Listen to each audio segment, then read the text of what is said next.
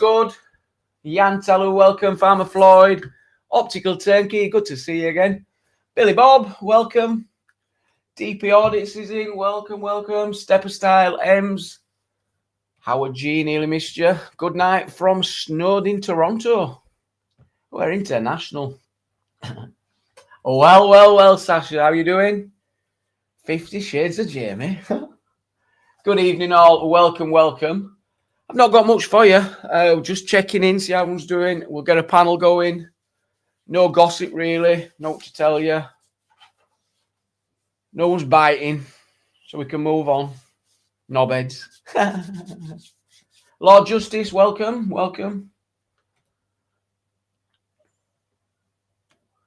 Scouts down south, welcome in.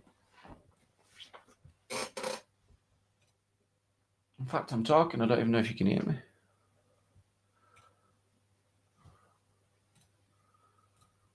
I think you can.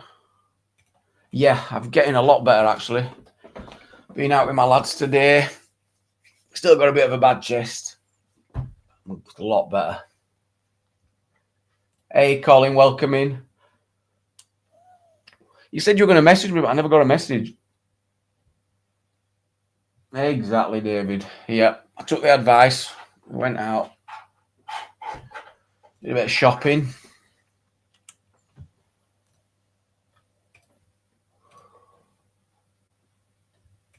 Yeah, really good. Things are going well with his treatment. Other lads sorted as well. He's got shopping in. All good. CP reports. Yo, welcome in. Yes, Billy, welcome. New member. Thank you, Billy. I love getting new members. I think we're on 250 some members. I'm absolutely buzzing with that. Absolutely buzzing. So if you do want to become a member, please do. All the previous live streams, or most of them, are available for members only. Some belters in there. Yeah, he's doing sound, mate. Proud of him.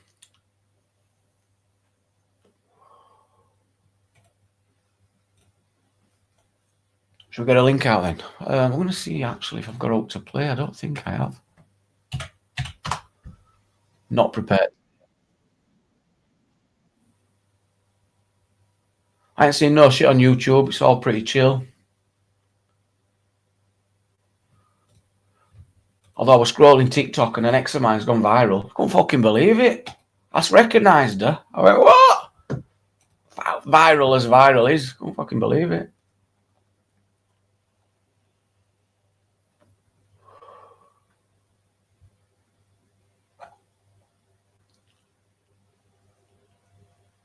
Does life begin at 40? Is that something to talk about? With, what's all this shit with Tay and DJ?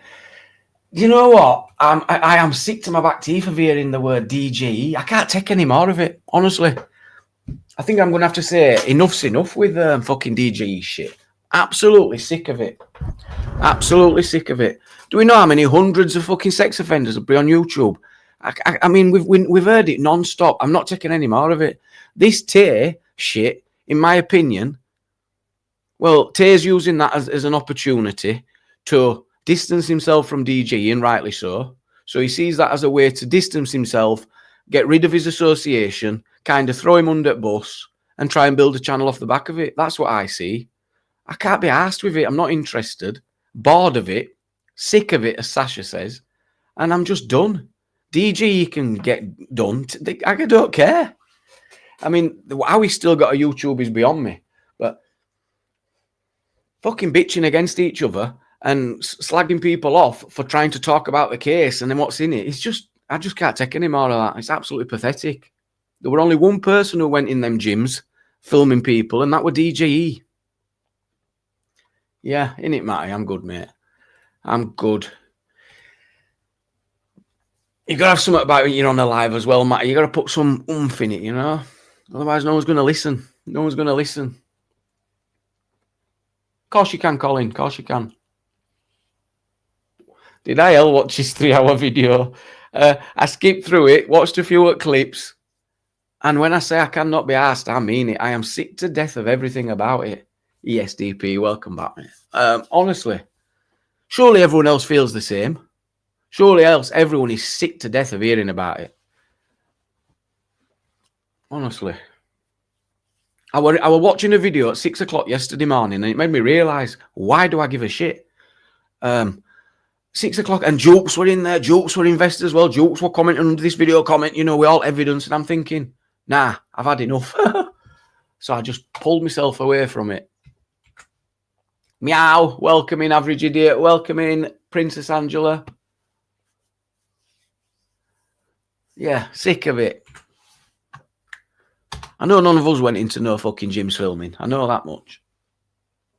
43 months. Wow.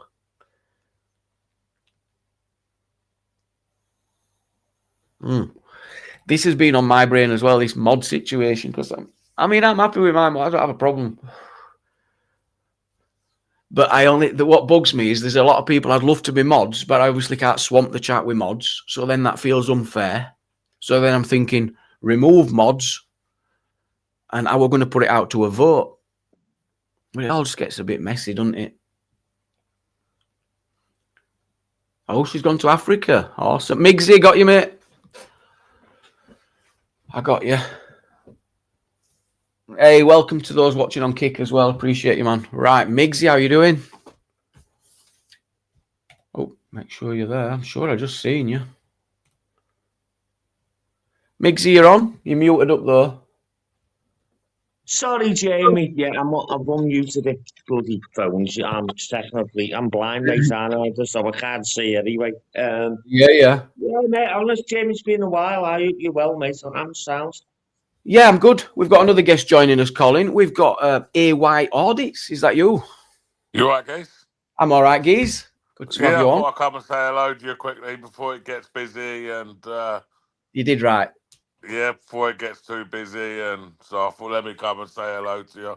You did right. I'm not a subscriber, but I've seen your channels. Well, sorry, I am. I'm not a member. Sorry.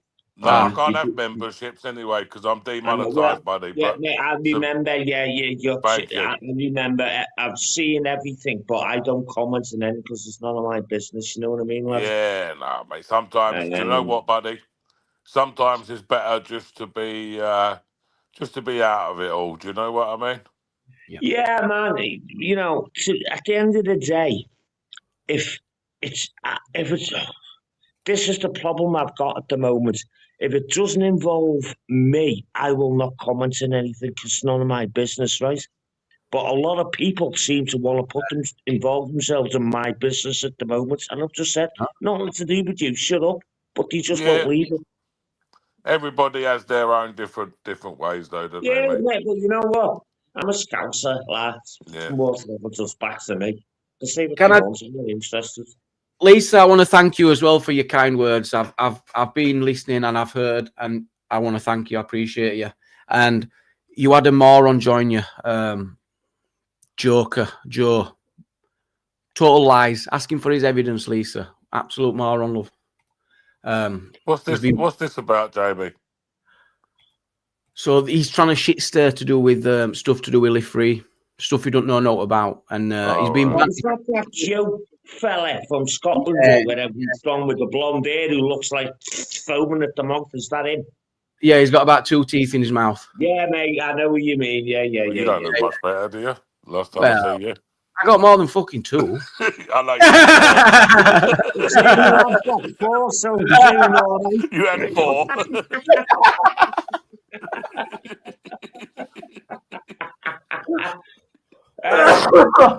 Jamie, I'm nearly 60 and I've still got my own teeth. I'm doing all right, lad. And I've had them fixing. I've got CP joining us. There's no plastic in my gob yet. Jamie, there's no plastic in my gob yet, lad. Oh, love, we have a laugh. CP, welcome up, love. It's me. You all right, Calpat? Yeah, I'm fine. Oh, he sure is a weapons grade moron. I'm all right at the moment, Jamie. You've got people that I would probably sit and eat dinner with still, so... Yeah, and it is difficult when people, because I get that, people want to join the panels with people that they're comfortable with, but I'm going to run a panel. Everyone's welcome, and if I don't want it to... Do you know what? It's not about being comfortable. It's not about that. Do you know what I mean? You've just got... Listen, if you was in a pub... Can I say something and interrupt you, lad? And and you'll understand why. Say it loud, say it clear, so I know your channel, mate, okay? Yeah. Do you know what it is, Jamie? I'll tell you what it is, guys. If you was in a pub and you were sitting at a table, you had your group of mates, and then on the next table, you had these group of idiots that were just shouting and making loads of noise. You would just tell them, wouldn't you? You know, mate, shut up. You know, Yeah. like, do you know?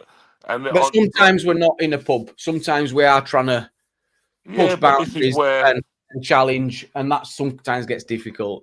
mate, but I just think to myself, like, a lot of these people, they don't. I'm not going to get into it anyway. No, You know, you can't win. You can't win. no, you can't win. You know, Angela, you can't win. You can't win. Right, Keith I'm said, going now. Yeah. I'm Stevie off. boy, in a bit. What? He's going now. Angela's here. Sorry, Jamie, sorry, I'm eating roasty saying T-bone steak crisps, so I'm not paying attention at the moment. You're all right, Angela. mate? Yeah. You bit then, didn't you? It's easy with you, Angela. You know, Jamie, I was like, what, when he went to you then, I was like, what? I was you bit then, didn't you, Angela? You was like, Yeah, I did have panic, not gonna lie, I did. I was like, no, yeah. don't go. No, do you know what? Listen, I've been for lunch with Cal Pat, so I'd probably go for lunch with her again. That's good. For chicken tikka and chips. And also the pizza that day as well. Yeah, and pizza. But you had chicken strips, didn't you? Yeah. You couldn't have pizza. That's the day you had me trawling around London making photographs of you dressed up as a soldier. Was it that day? It was that bloody day, yeah, taking pictures of you outside Buckingham Palace. Yeah, telling the people down in the museum that I was the carer. Yeah, that you tried on all this bloody stuff. Yeah, that was hysterical. Have you still got them pictures? Somewhere, I don't know if I have actually. I changed phones. Oh right, so they didn't mean that much to you then, did they? Keep saying to me, Well, I had to change phones. That my other phone I had it on fucking got wrecked in the demo. Jamie, she's please make a picture, nice pictures, yeah. And then now she ends up losing them. I don't know. I got the phone still, but it doesn't work. No, I'm only joking anyway. Is there Justin in the chat that I can't see? You're talking to a Justin Devil Bud, but I can't see no Justin. But we are getting there. Justin. I'll be getting 12. All Cal Pat eats is chicken. KFC. No, don't eat none of that. No, but I am actually going to shoot anyway. It's disgusting food. Catch you later. Jamie, keep your chin up, I do apologise, but you are the chicken nugget. Don't let these people grind you down, Jamie. Yeah. No, that's what I'm aware of. And I'm glad that you spot it. And there's great people in chat that won't let it happen either. Do you know what it is, Jay? People, they see their own things in decline, yeah, and they look for something to be able to give them a little bit of a boost for a couple of weeks. Yeah. And then after a couple of weeks, they'll move on to something else. Yeah. And then, and then it'll just keep going around and round and round in that circle. Do you know what I mean? Can I just say one comment, and for Jamie and for you as well, because you've got a big channel. Jealousy is an evil mistress. We all know that. You know what I mean? Yeah. But I think, I think a lot of people as well, myself as included, and I'll be the first to own up to it. You can sometimes get blindsided and be like, oh, these people are being jealous, but sometimes they're not being jealous. You know, they're just totally disingenuous people. Totally. Yeah, they're just fake. They're literal fake. They're what they're doing. Sometimes I'm looking like the attention seekers, and then they're not getting the attention. They're not happy. You know what I mean? And a channel that gets the attention because they're doing things right, like yourself. People start having a go at you because they're not getting what you're getting. That's it becomes malicious. It becomes malicious, and what you've got to do is respond if it needs responding. People shouldn't worry about what I'm getting because I'm getting a lot of nothing. Worry about I'm getting a lot of fuck all. Yeah, because I'm not monetized on no social media. Hey, Yeah. why? Listen, I don't know. I remember you went up and up and up, and you did 100,000 when you had that little. Remember Marty, and you were going, who's going to get the 100K first? Did you have a 20 quid bet or whatever it was? I can't Yeah, remember. £50 bet Yeah, actually. I yeah, won that whatever off it him, didn't was. I? Yeah, your channels grew because you've hit a spot in people's lives that they can relate to. You know what I mean? Yeah, good. I'm It's happy not with just that. that, You because know, there's a lot of but look, people on that subject, and they don't get the same response that you see AY and do you know receive. what? Listen, I'm going to say this as well. Yeah, even though me and DP, yeah, and we make jokes in a situation now, I can't even though me and DP have had our falling out. I'm going He's sorry, actually there's nothing done.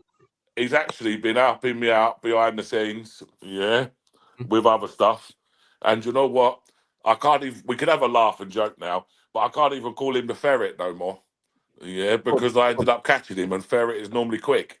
Give over. You Give know, over. listen, we have a little laugh and joke about it.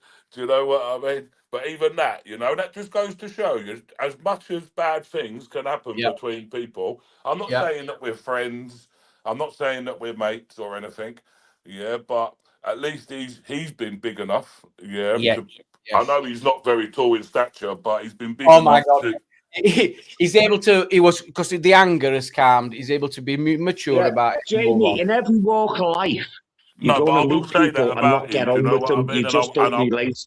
So, and that's unfortunate. You just don't relate to mate, some people. You don't get on. and I will No comment. rate that about him. Do you know what I mean? As whatever happens, like I Yeah. say, it's probably going to take us a big effort to be like we Yeah. was before. Because a lot of stuff has obviously happened. A lot of stuff was said on my behalf and his behalf. Yeah. Both of us wasn't fucking perfect, for fuck's sake.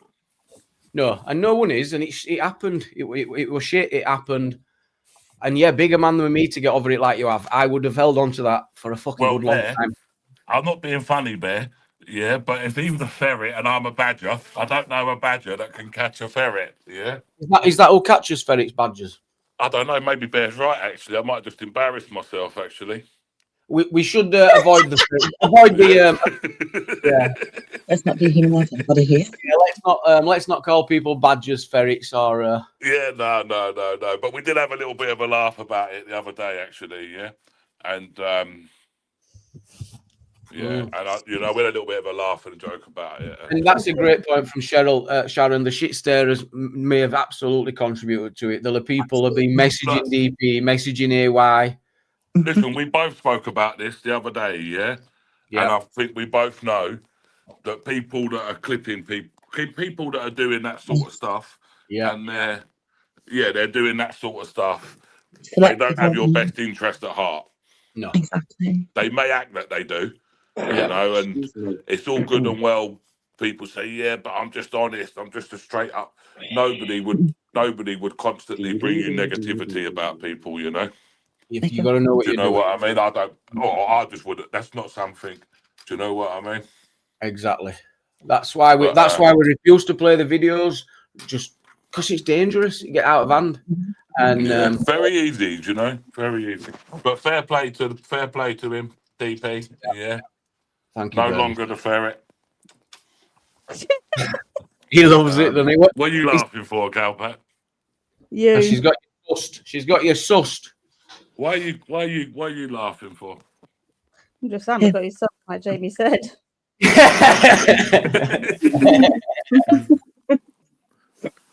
Anyway.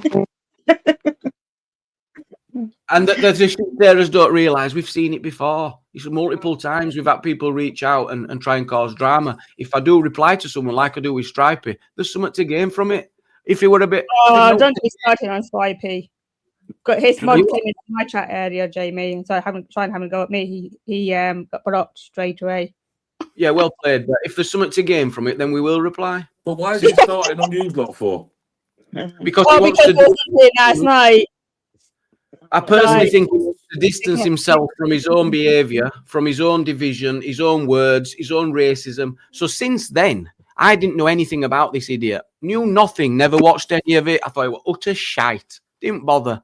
Mate, And he didn't made bother. a video about me, Jamie. Yeah. Yeah.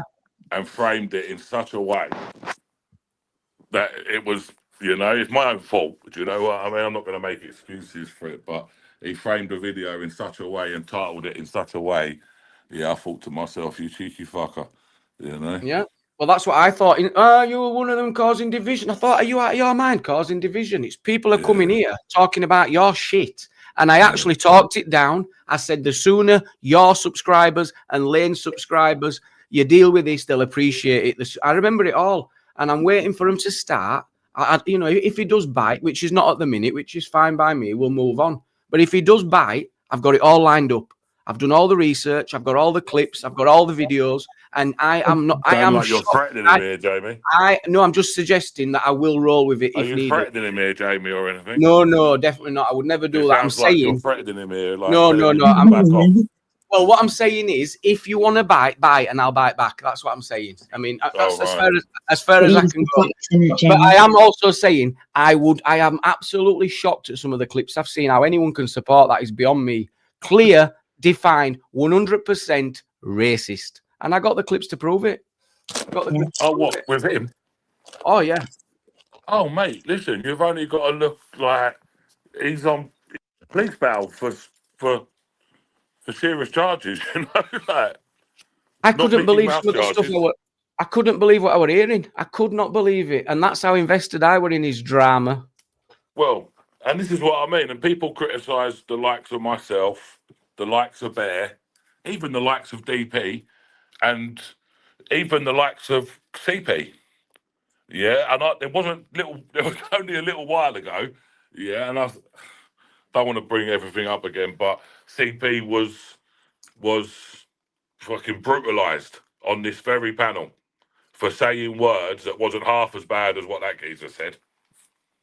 Yeah, and we did, and had we known about it, we'd have discussed it. But we didn't know, did we? We weren't invested, and we didn't want to cause all that shit. We were only looking out for people who we spent time with. So all that where CP were, that all were coming from a good place, as far as I remember. Because for me personally, I wanted her to stop. I wanted her to move away from the dangerous behaviours. But since then, I've said, and she'll agree, we don't do it anymore. We don't give that. You know, it was from a very, very good place, and it's about looking out for people. We're not trying to bury CP, you know, or bury Stripey, or find someone else to bury. It's just not what we do. So, that's a big difference. But CP, she won't get it no more because she's not. She's her own person. She's not a baby. She's in her 30s. She crack on.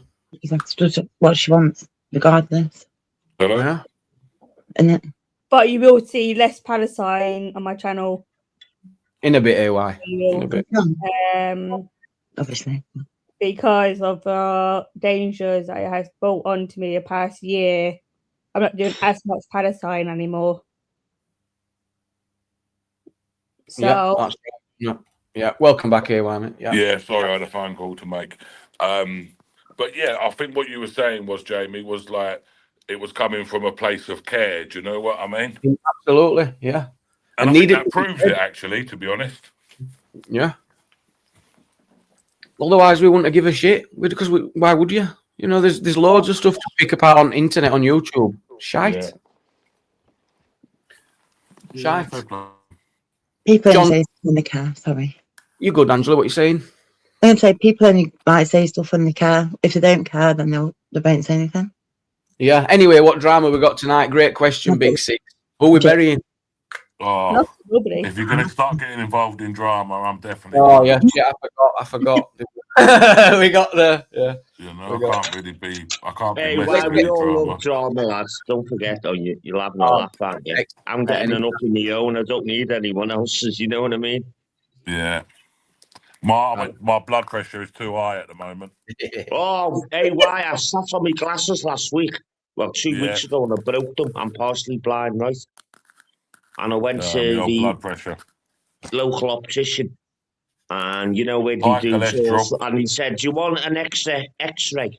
It goes behind the eyes. It's a tenner, because normally they only do the front of your eyes. You don't do the back. You know what I mean?" Yeah. So I said, "Go on then, just do it. I'm not asked. You know, you get headaches. It could be something behind your eyes, so it's better to know when if there's anything there, you can deal with it early." So I done it. Do you know what? I'll be honest with you. And she You said know- my blood pressure was through the roof. Your blood pressure, yeah. And I See, same wasn't as what I well. got. I How left old it are for the you? week. 57 in March, so I left it for the week. And I went to Boots, the chemist, and I spoke to the Yeah. pharmacist, and she done me blood pressure, and she went, well, considering your age and your lifestyle, your blood pressure's fucking perfect. So I went to my doctors and went, yeah, have a look at that. She just said you must have been stressed that day or something, and your blood pressure was high. You know what I mean? Well, this is what I said to the doctor. Anytime you go to the doctors and they put the thing on, you're going to have higher blood pressure, for Christ's sake. You know what? I had to walk, and I've got breathing problems. So by the time I got to the eye testing centre, I'm not going to mention any names because people are trying to find out where I live. You know what I mean? So I was already hot. And then when I walked in, it was hot in there, and I took my coat off. I was sweaty, it was uncomfortable. And then, you know, they done all these, and then they done my blood pressure. So your blood pressure's through the roof. It's dangerous. I went off. I just come home and I couldn't be asked, you know what I mean? To be honest. And then I was just thinking about it. I said, Colin, you better go and check it out, lad. You're Get not it checked kidding. on You regular. know what I mean? Yeah, get it checked on regular and keep a log of it, and then you've got some evidence, you know, to show your doctor. Yeah, Jamie. Jamie, and I you got no went to, memberships you can give away. Oh shit, I might have. Let's have a look. Jamie, I went to Can't you speak to give some Karen, away? See, who you'll get runs one. our doctors. Let's have a look now. My blood pressure's fine. I'm fine. That's good. What's here? I might have. You should have. I might have done them already. I think you have, Jamie. That's the Got one? thing. I don't remember Jamie, doing I them. got a membership. I don't know if it was gifted off you or someone else. I got gift membership yesterday. It's Stripes. No, nicely done. Well, that's how I got an email. I went in, thanks for Well, gift. AY, Jamie, No. can I say something? AY, I'm not taking the piss. It's just a laugh, okay? So don't be offended when I come and say, guys, you're earning 20 grand a week, so can't you buy everyone a fucking membership? What's that? Remember that? Was It it says- Channel 4 or some of that nonsense started trying to get, you know, talk shite about you or something? I can't remember, lad. But Right. I'm not being Well, you've got funny, half a AY. story. You've got half. I'm not You've got trying to well, get you've got half a story, Colin. You got half a story. It's not right. Yeah, It's but not Well, listen. I just remembered it. It was like I heard this All I'll fella's say on is 20 grand a week. So, AY, I'm not having a go at you, lad. I was just having a laugh, all right. all I'll say is this, bud. At the beginning of the convo, you said Channel 4, they wrote something about you. So you already know that it's shit already because it's mainstream Yeah, media, you know? Liz, I know. AY, I know. And I wasn't trying to It was 40 defend grand. the saying. I was just You know having what, a laugh Colin? saying, Colin, well, so you they buy said some 20 membership grand. because you're getting 20 grand a week. It was a laugh. Yeah, It they wasn't said 20. a They said personal 20. attack. They said 20 grand. It were about 90 grand. Put that 90 grand. They got it wrong. 90 Hey, grand. well, Yeah, nice one. Hey, AY, right, you earn told 100 grand a week. Good on you, lad, because you're How doing a much? good thing. Do you know what I mean? You told me 48. Can I thank James Patrick? He's gifted 5 memberships. James, thank you so much, man. Let's see who's Did I won get them. one? Let's have a look. Did I get one? Was it enough bits? Fucking hell, JPM will go mad if I got the one Poppy's got one. Hawk Chop Media, On the Road with Bella, Dafter, and Way 8 Government. Well done, everyone. Received a gift membership by James Oh, for McDonald. fuck's sake. Unlucky AY. Wait, But they are available at a good price Pat. of 9. No, they're on offer. They're on offer at the minute, AY. 99p. Hey, right, do you want a quiz? What? And you get by your own, I'll give you the quiz and you buy your own membership. Love. Yeah, if you just get one and it's only 99 pence. No, just donate one. Just do a gifted No. Just What? get them. It's a for one. But, yeah, for one. Yeah. Thank you, James, man. Thank you. I can't, Jamie. I mean, I couldn't I would have donate. known because quite to be a member. it Everyone. could go to, I could donate a membership, right? Yeah. And it'll go to someone who absolutely attacks me constantly, so I can't do it, lad. You know what I mean? Hey, why can you take Sasha shopping? She needs a bit of scranning. Who? What? Sasha, and she's down your end, Chelsea way. She needs some shopping. Do you know what? If she's genuine, yeah. Yep. No, seriously, if she's genuine, I know. yeah. I know you mean it. I know. I can put her in touch with certain groups, not public or anything, you know. Yeah. If she's struggling, I don't know, you know. If you're struggling, Sasha, he'll give you a full bank number. It sounds like he'll send you to a full bank. Devil, have you got it turned on? Because if you've seen thousands of them, you've got to actually accept them somewhere in settings. You've got to turn on that you can receive them as well. Anyway, Cowpat, how are we getting on with your homeless thing? We've gone quiet. I'm starting it back up next month again. Me and one Jen, I think, are starting. One of them vouchers I've sent you still not being cashed. I don't know if you realise. Both of them have. Oh right, I checked the other day and it won't. So you've done them then? Oh, good. Yeah. Good. I think I have. I'll double check in a minute. You've used them? I used your one. And I think I used one at Jamie's. I remember if I'd done enough one. I'll double check now in a minute. Yeah.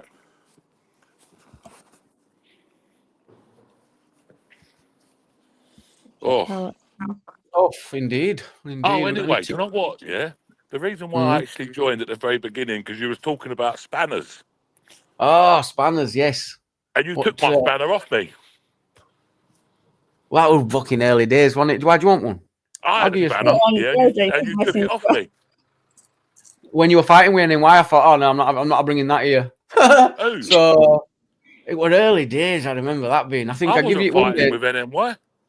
Well, when you, I remember. There's no point going into it. If you want a spanner, I'll give you a spanner. You know. I think it was him who actually gave me the spanner. No, it won't. No, it won't. Everyone wants a spanner. I was tempted to give everyone a spanner, but I don't want it to make the channel look a mess either. No, don't give everybody a spanner, Jamie. I know. Has Cowpat I was your first mod, Jamie. Just saying. You took it off me. Excuse me, guys. Sorry. I had a spanner in CP's channel once upon a time. I think you might have it back. Remember if I'll go it back or not. Hey, I can't even there's comment in plenty there. of spanners who were in it. I got Simon Cliffy says, put 500 quid for a spanner. Now, Simon, I have seen people donate to me massive amounts. And if someone wants to donate me a massive amount and bang a couple of links in, they can do that all day long. No problem whatsoever. You know what I mean? Jamie, can I make it an offer, Jamie, over the spanner? Yeah. You can walk or crawl for the rest of your life. I'm only kidding, Jamie. I'm joking, mate. I don't threaten people unless they threaten me. Jamie, you're a good lad. If anybody wants a bad word to say about you. If anybody wants to buy a spanner off my channel, about you, Jamie. Yeah, how if much anybody wants to buy a spanner, what's that? How much? Well, first and foremost, yeah, I'm a little bit different to you, Jamie. Yeah. Are you? Yeah, I'd want 4 figures minimum. Right. Any links that they do, any links that they do want to post would have to get approved by my current mod team. Yeah. Okay. Yep. Yeah, would have to get approved by my current mod team. They wouldn't just be posting links. Oh, I'm on free for all, mate. No. If the price is right, fuck it. Nah. Jamie, I'm only joking. You still get Jamie, clips. I'm just always joking, remember, all civil matters need a contract to wet ink signatures to be lawful. Do you believe all that stuff?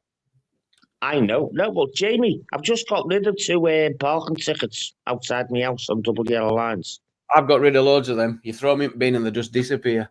Stevie Butler says, Jamie, ask Colin why Torbs is running to the police. I hit them, Jamie, I hit them with the law and he didn't know what to do, so he suspended it, any action for 2 weeks, and then he just crushed it to parking fines because he realised they've got no legal standing. That's why you just ignore them. But then you get these bailiffs coming round from, apparently, from a debt, from a alleged debt from 15 years ago. You know, remember the Provi? Oh, yeah, Provi, yeah. Yeah, man, apparently I owed the Provi nearly £800. Used to me. They're no longer in existence, they're not. And also, a quick bit of advice when you're dealing with... Hang on, Colin, relax. I'm actually going to shoot anyway, yeah? Before you go, can Anth sell his spanner AY? Can mods transfer spanners? Are they able to sell them on? Is it non-transferable? Listen, let me tell you this. Yeah, Amph is a very good mod of mine. Yeah, Yeah. just like the rest of them in their own special ways. So the answer to that is no. Yeah. No. Sorry, Anth. But listen, they're welcome to leave at any time. You know, I'm not holding them hostage You or can anything. leave. I haven't got them locked up in rooms or anything, you know. But I'd like to think I've got a good team of mods. And I was joking, you know. Like, to be honest with you, there's only one other person. Yeah, I think I spoke to you about it before. Who I think would be a good mod on my channel, but I'd never be able to get He's her. not I'd never be available. able to. I wouldn't be able to Hey, get her right, on there. it Yeah. depends on what you want as a good mod, because everyone's got different expectations of a good mod. I go in channels in USA, and their idea of a mod is just to post links. He wants Right. Joe as a mod. He wants Joe. He knows Joe's spot on mod. Yeah, And Jojo. Are we talking about Jojo? no, Joe. Oh, Joe right. US. No, this Joe. My mod Joe. I would take Joe. Yeah, I would I take know. Joe. Yeah. I know. Because you know what? Listen, Yeah, my not mods, it being that. Sorry. they have individual roles. You know, they have just individual roles. Not all of them are posting links. You know, so we have it set up a little bit different. Well, we used to, not no more, because we don't do many live streams. You know. You should go back to your tree of knowledge if you still do it. If you like, I don't know. She says she is available. She says you can have her. Yeah. But we'd have to do a bit of a trade. No, come on, Joe. We've got to do a bit of a trade. What's in it for me? No. Yeah. I We've got to do a mean, bit. fuck them. About that one. I'll have to buy her off you. It's not a piece of meat, you know. So funny. Yes. You know what I mean? Wow. You know what I mean, Say Angela. that. That didn't mean to come out my mouth. Sorry. Angela modded on my channel for a little while. I did. You're right. Yeah, I she think was a mod on was my I channel. first again, Transfer fee, yes. and then you got rid of me. Yeah. You got dropped. But let's not go into all that. We've moved on from all that. You know what I mean? I agree. No, I agree. Like, I agree. It's all And good. this is one thing about the internet. Like, you know, as much as people move on, you've always got these fucking dafties, yeah, that want to bring it up Yeah. because they just want to be around negativity. Do you know what I mean? Oh, And they no, want to hear it's not people that, argue no. and stuff No. like that. So It's Not me. it's the hard thing is this. It's and like AY says, you can't even discuss it because people never understand it from your perspective. It's like they only feel it, seeing it from how they feel at the time, and it must feel horrendous. I've had it done to me. You lose your span, like, what the fuck did I do? When really there's probably a bigger picture. It's got nothing to do with you personally. But that's where the confusion comes, and it causes so much problems among people. yeah, I know. 100%. I know. But do you not think it's better to talk about it? Or And this is why I always say to people, we must understand, you know, that this is just YouTube, you know, like this is not real world, you know. Like the real world is when you're with people, you know, you're eating with people, you're chilling, you know, that's the real world. Then you see difference anyway, to be honest with you. pardon? Me. Someone asked why we're not talking about the Thai situation, and I gave the answer. We're sick of it. We're bored of it. We didn't go to no gym. Thai and fucking wrong. We've discussed it till forever and a day. There's nothing more to discuss. None of us went into a gym. None of us filmed no. We're sick of it. That's why we're not interested. We're not buying it. Good luck to him. It's only a matter of time before DG's channel's gone. That seems blatantly obvious. And anyone who is still so invested in it, you need to be getting in touch with YouTube and the authorities, not bitching about people who join panels. It's done now, you know, like it is actually done now. You know, like when you look at that situation, you know, it's done. It's getting, I think even today there's a newspaper article. Yeah, there is, yeah. Another one out. And it's pay-per-view. They're making money off him. They're literally clickbaiting him and putting it behind the paywall. it's fucking, it's crazy what they're doing to the geezer. Yeah, Yeah. but listen, it's fair play because he should have just come out. You know, right? No one's never going to accept it anyway. Yeah, but he should. Well, they have done, I think. But you know, he should just come out at the beginning and just been honest. You know what I mean? And just told the truth and just been like, look, this is what happened. He should also accept that you cannot have a channel of that size and have a prevention order to keep people safe and have access to hundreds of thousands of people like that. It just does not match up. If he'd have had that channel when he were in court and it were disclosed, I can guarantee that it would have been part of those conditions, that there was some protection. Maybe I'm overthinking it, but I just don't think I am. I just don't think I am. Sure. Do you know when it was in the article before, just saying that in that first article, did it not say that the police are looking at the police somewhere else? I don't know where it was, but we're going to be looking into it because of Andy Burnham or something. Was that not what? Oh, that'd probably right. Once it ends up in them people's desks, you're in trouble. That's when you're in trouble. Yeah, that's when you're in trouble. And I think that's why another reason. Sorry. Obviously, he can't like. In my opinion, I think he's just found a legal way to carry on his perverted behaviour. You know, and that's just my opinion, and that's solely my opinion. Do you know what I mean? Predatory behaviour, isn't it? Yeah, he's found a legal way to be able to do that. You know, and it's sad, really. Yeah, it is a bit sad, but at the end of the day, we should. Well, you can sit here once a week for 3-4 hours talking about this. Yeah. And you're just going to get to the same argument at the end of it. And fall out with people when you're not even involved. Like I said, we didn't go to no gyms. Well, no, it's not even that, Jamie, because nobody in their right mind actually condones his behaviour off what I'm aware of. Do you know what I mean? No one would. So you're going to get into you're never going to, I don't know, unless you've got your mate Joe King lurking around in the background. As soon as someone tried to say anything, Joe King absolutely did defend him, in my opinion. I don't think he's even fully informed of what's gone on. He can't be. You can't read that transcript, especially the word from the judge, and have a positive opinion towards any of that. You just can't. The tone of the judge was very telling. She was fuming, actually. She was fuming. But you don't know the tone of her because it's in writing. You can but you can get the tone in that right. Of course, you can. You can see where that she adds on. You know the words that she uses. I mean, let's not go into it now because I can't remember, but you can get the tone, definitely. Yeah, but otherwise you're just going to go round and round and round and round in circles. Yeah. You know. But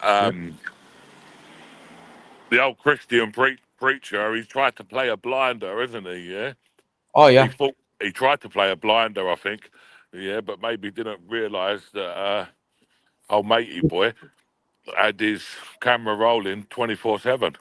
Yeah, and we're able to show that he were getting stitched up in a way. Well, like if someone's, I mean, you even say this. Well, I'm defending DG. No, we're talking about the situation that happened. He's paid someone to bodyguard, and the bodyguards come and turned into some.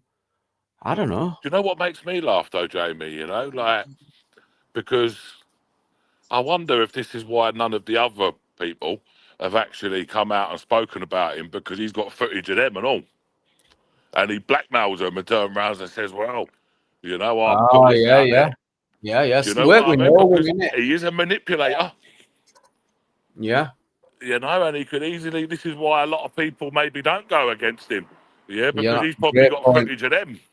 Yeah. Imagine if he's got footage of some of these people dressed in leggings. Crikey.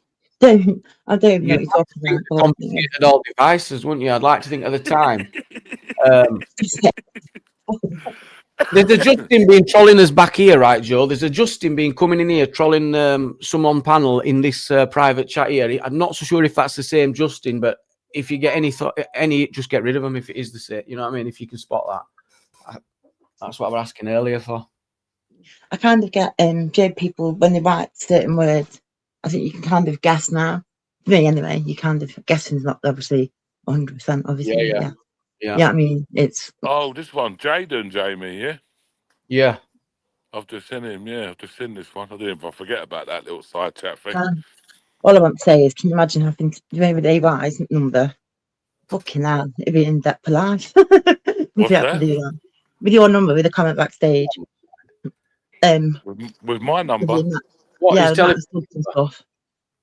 What you on about? The comment backstage, sorry. The amount of subs and stuff. What about buying subscribers? Yeah, you'd be in debt forever, wouldn't you? The amount of subs you've got. I wouldn't have read any of them comments out. Don't ever read private comments out because they don't deserve any attention whatsoever. That they need to be ignored. The more we read out, no, listen. The more you read out them private comments, it encourages people to come and put more in, won't it? If they want something to say, how do they do that then?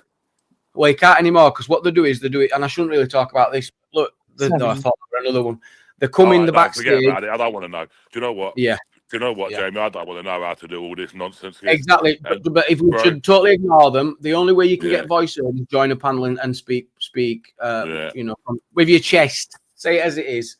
Sly, sneaky behaviour like this. No. Yeah, never mind. Right. Anyway, I'm actually going to shoot. Yeah. Yep.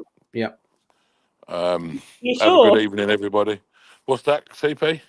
Are you sure you're going to shoot this time? You've been saying it. Well, you ain't talking nothing, are you? I'm messing with you anyway. We've got a new guest. Look, we're going to start on me again. We'll swap AY for Susan. Yeah. Thank you. See you later. You have a good evening, CP. See you later, Angela. Yeah. Take care. Bye. Yeah, buying subs. If you're buying subs, right, that's a sure way to kill your channel. If AY had bought any subs whatsoever, they wouldn't have been watching, so he wouldn't have had any watch time. Imagine that. You know, the way he presents himself, the way he speaks, and the way he's a very engaging person. I enjoy having him around. Susan, bringing you on, love. Got the persona, hasn't he? I think that's the massive thing with him. He's really got that. Sorry, I wait to be on. Susan, you there, love? Good evening, Susan. Good evening. Yes. Well, big shoes to fill, and I'm pretty sure I could put DP on his arse just as quick as AY. Sorry. I don't know about that. You won't get. I think you might bounce off AY. No, I meant DP. I can put DP on his arse again. Oh yeah, definitely. Definitely. It's a little bit of love there. I love DP, bless him. He's very likable. It's a great opportunity to say this though, because he knows we care about him. He's got to calm down. Oh yeah, he does. He's got to calm down. Too much emotion. Yeah, I know it's really good, and I hate to say give advice and stuff, but he's got to calm down. That's all we can say. Or no, what about letting other people do the opinions and there's a lot more. Yeah. Got to chill out. Just chill, my guy. He'll be rinsing me later. It's fun. DP to beat Susan 100-1. DP. Oh no, I'm not. That's it. I'll take it. That compilation of DP ending up on his arse is going to be an hour long by the end of 2026. Exactly. So that's what exactly. And he needs to make sure it's not for longevity, and eventually, whilst it causes all this traction and everyone benefits from it, these panels benefit from it. It goes tits up eventually. It will. I don't know. It says make sure it's not raining. I don't get it. Jerry. Oh, was it raining when he went met AY?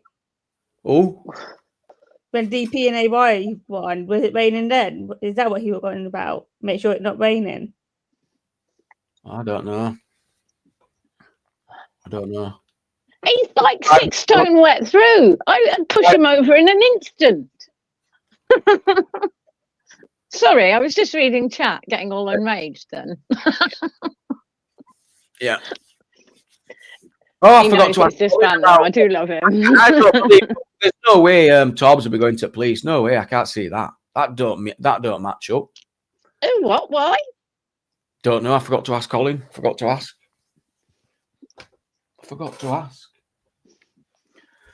But if Torbs has gone to police, then it means he wants him to shut up about something. That's weird. Yeah.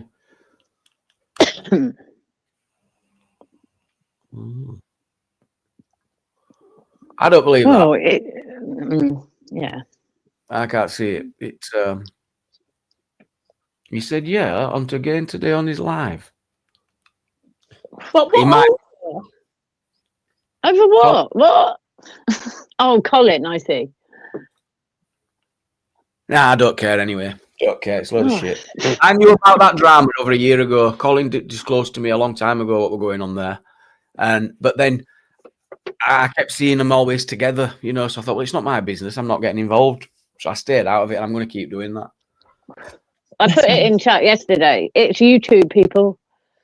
Yeah. Stop taking it so seriously. Yeah. I understand it's an escape for some people, but come on, it's YouTube. We all have the ability to click on some random ASMR. You know what made me think the other day? I was listening to you, Susan, and you were talking about your son, weren't you? And it kind of had a massive, like, it's rare to check that. Do you know what I mean? And hear him, was it got funding? I think, wasn't it, for your son yourself? Maybe. What we're talking about? I've talked about a lot of things, Angela. I forget what I did this morning. About, you got funding, didn't you, for your son and you to go to? I can't think now. I'm just on another planet. I don't know. My lad's gone to Finland. I don't know. I don't know. I don't even know if it's the same person. Ignore me. I'm sure it was. Yeah, I will. No, you're all right, Angela. It potentially was me. Like I say, I forget what I did this morning. Cell Block H, who watched Cell Block H? She's on about Joan Ferguson is Joe. I remember the last episode and she got locked up. I don't think she got murdered, but I think the final scene was all the prisoners behind the door shouting Ferguson, Ferguson, and that was the final scene, I think, where they were just shouting her name as if they were going to get her, and she were in her cell scared. You remember that far too well. Yeah, I remember that last scene. Yeah. So I don't think she was murdered. But she did get locked up in the final episode. Yeah, she used to bring me roses. That was on the outside. Angela. Pardon? Oh, yes, I wanted to discuss that. I used to love Cell Block 8 as well, but there's a guy locked up in France for just going to France. A couple of them. Yeah. No, basically because, Jamie, the French police brought a banning on Friday night and Danny Tomo still asked them all to go to France. That's why that is. You can't ban people from going to France. But Jamie, he went over. Hang on, don't shout at me. If they're banning people coming to France, surely they can ban people coming here. Jamie, basically what happened was they banned people from the beaches that they were on, causing shit over there. Well, it sounds like you're in a bit of a dispute because you're involved in personal conflict. You're not able to see it from a what's the word I'm looking for? Objective. You're not able to see it from an objective point of view because you're up UKIP's ass, for a better turn of phrase. Yeah. Because you're up UKIP's ass, you can't see it objectively. But it's true, Jamie, because Danny Tomo. The only thing that's true is they went to France. They went to France. What did they scamming people out thousands and thousands of pounds? Got any evidence for that? It's all in his PayPal. Everything is out there. Yeah, and he bought all the equipment. He bought all the tactical gear. To go there. Any receipts after he was asked to show them. Why? Well, why would nobody believes that he spent it on that, Jamie? Well, you mean your UKIP mates don't? Your UKIP mates don't, but I do. He comes across as very genuine to me. As much as you might not, some people might not like his politics. I absolutely believe he's genuine. He's definitely. Who are we genuine. talking about? Danny Tomo. She hates Danny Tomo because they're falling out with UKIP and these guys. That's what it's to do with. He even admitted not after lying about slashing the boats. He even came out, him and Ponytail and Raise the Colours, even came out and admitted after months of saying, "Oh, we slashed boats. They even admitted that they, after lying about doing it, they admitted, but then they came out admitted that they did not even do that.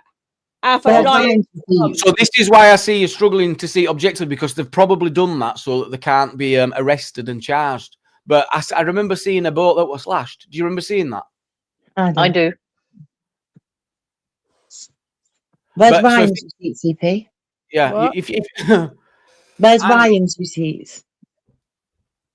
We have Tommy, asked what- for do you everything. know if Tommy is you talking about his mate like that, he'll be fuming. Mm-hmm. Why He'll be has fuming. Tommy then not be treated any Ryan and Tommy and Danny's shit? Tommy's meeting up with him, isn't he, on the 7th or something, I heard earlier. Tommy will be fuming. They're going to, is it Advance UK? Is that right, Advance UK? Yeah, we're on about STB. He's locked up in a.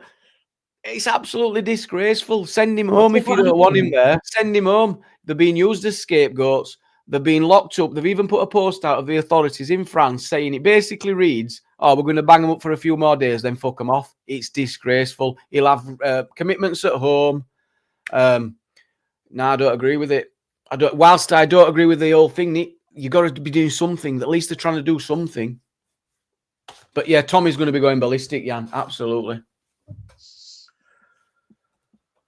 But you've got to agree that they're being treated as scapegoats. What has he done to deserve getting locked up and being taken away from his family? What has he done to deserve that? Gone on, I don't know Like- at all, Jamie. I never have said I have agreed with it. but that's what we're talking about. That they've locked him up. They've locked him up. They've locked him up. But the reason why he was over there, if Danny Tomo asked older men of No. England to go over, that reason Men why he have- was over there. No, men have brains, though, CP. Men choose what they do. They can't, though, blame someone like Danny Tomo and go, well, Danny Tomo told him to come over here and blame him. They all went over there, if they went over there for a purpose or reason. So what was the reason they went over there? We got Danny Tomo. No, forget what did they go over there to do? What was their main But objective? Danny Tomo asked them to go over to What try for, and though? vote. No, but doing what, though? Was it just like stand in the water? I don't know what they were doing. I don't know. I've not seen any of it, so I don't know. What, you didn't watch it? No, I've not watched it. That's what I mean. I don't know. I only ever hear from CK. Her I end saw of it. that STB was live the other day, and he was like walking up and down, and he kept seeing groups of people. But I didn't know he'd been arrested. I mean, it's obvious not going to happen. That's what I'm saying. Whether you can pick apart whether it were going to be successful is all very different. The fact that they've banged them up and they've put a post out saying we're going to keep them banged up for a few more days is to deter people from getting involved. And it's probably come from his own government as well. They'll have had an hand in it. And it will work. People will be like, oh, well, I'm not going then because I'll end up getting locked up in France. Yeah, nobody wants to be locked up abroad, banged up abroad and all that. Yeah, but they walk straight into the thing. Then people are saying, hang on a minute. So you can act so fast and you can bang people up in France, but people can arrive here and not get the same treatment. It's very wrong, isn't it? It is very wrong. I agree. Yeah, but it will be successful. There were about half a dozen people that turned up. 2 of them banged up. Danny Tomo's back home. It's a bit of a shit show, but Didn't the Danny captain died. come over before then?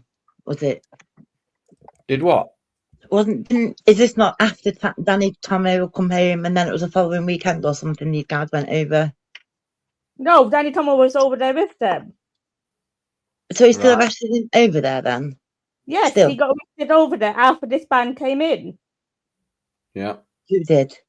Well, no, he flew to. He flew to. Did he go to Germany and then drove into France? I think that's what they did. I'm confused. What? I still don't know he was arrested. Mm. Are they still in? So CP, they're still arrested then? Yeah, he's still over there, detained. Now the guy with the ponytail, I'm sure he were on other fraud charges as well. Quarter of them. It's all very dodgy, of course it is, but you've no evidence. We can't just come up and say, "Oh, dodgy grifters." I mean, don't donate if you think that. Don't donate. I want specific aims and mission statements. What's the point? What are you up to? What do you want to see achieved? And if you know you've got a system which is controlling this government, the rules and the laws that are in place, some people think you can just ignore all that and it doesn't apply. Well, it does, as whether you agree with it or not. So you have to look at, you can only try and change the system that you're forced to live under. You can't just go, oh, well, this is wrong, this is disgusting. Yeah, but they'll still shaft you. They'll still have you. You'll never beat the system. Never beat the system. Never. Ponytails in the chat. Who's in chat? Ponytail. Ponytail in. Oh, Ponytail. Well, yeah. I don't want to call him Ponytail. What's his name? That not Ponytail. No, I know that, but His proper name is Ryan the Ponytail. When I don't know details yet. He would definitely want. There was some other charges to do with her. Oh, let me get this right. Timeshare or some bullshit. I don't know, something like that. Yeah. So yeah, you can see it now. Raise the flags, right? Raise the flags, and there'll be office equipment, expensive stuff getting bought. Watch, and then there'll be another, and then another business will turn up in a few months. Only speculation. Ryan, thank you, Jenny. Can I take the opportunity by the way to apologise to Joe because I got it so wrong the other day, and I was wrong, out of order, and I'm very sorry, Joe. I shouldn't have said the stuff about Shabnam and Annie, and I'm very, very sorry, and I appreciate you don't have to say or do anything. Oh, you're on about that. Yeah, I forgot about that. Yeah, I haven't though, so it's like I'm aware of it, and it's been me at me, and I was wrong, so I just wanted to clarify that. I was wrong, obviously, and I'm sorry. Yeah, everyone's a scammer, innit, Colin? But what can you do? Captain Tom's daughter's treasurer. Yeah. They had to knock that swimming pool down, didn't they? Yeah. There's a thing at the National Memorial Arboretum for Captain Tom, and it's called something. I don't know what it's called now. Yeah, I just don't know what it's called, but it looks really nice. But it makes you think there straight away, doesn't it, about his daughter and what she's done, and it's just like really kind of taking piss. Well, no, I'm not going to say it. I'm going to. I never got time, to be honest, Captain Tom. I wasn't really that impressed. Right, I'm going to put kettle on. Just to clarify, I don't know what went on. I've not even been on here, really. But there's a big statue of Tom outside hospital in Leeds. Massive. Captain Tom. Yeah, outside. Was he from your way then? I don't think so, no. Well, I don't know. Maybe he was actually. Why is it in Leeds? Let's have a look. I don't know. There's a massive statue of him outside hospital.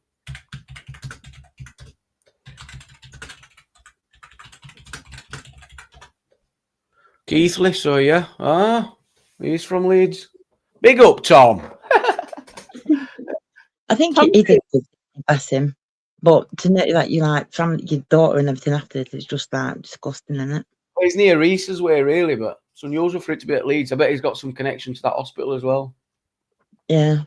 Better than the ward after him and everything. What did he do? He only did a few steps around garden, didn't he? A few steps. James, yeah, he knew. I don't know how many did, but yeah, he did a few. Yeah, I don't know. Actually, I can't remember how many steps, but he did loads, didn't he?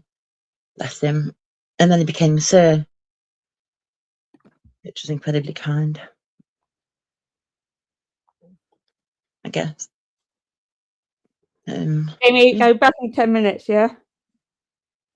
He's gone, so it's all right. Sweet. I am still here, Angela. Where's she gone? She's back in 10 minutes, Jamie, yeah? Back in 10 minutes. Yeah. She's got a phone call. Oh, she's off to KFC. Yeah, could be. Trained him like a dog. I have a 4-year-old granddaughter in the next room, so noise was a bit much, sorry.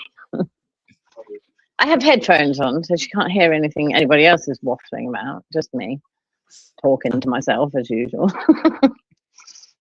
Yeah, it's standard here too, but there's no one else here. Just me. Oh, God. Oh, we've got someone. Oh, I don't know who these are. Bud, I don't know.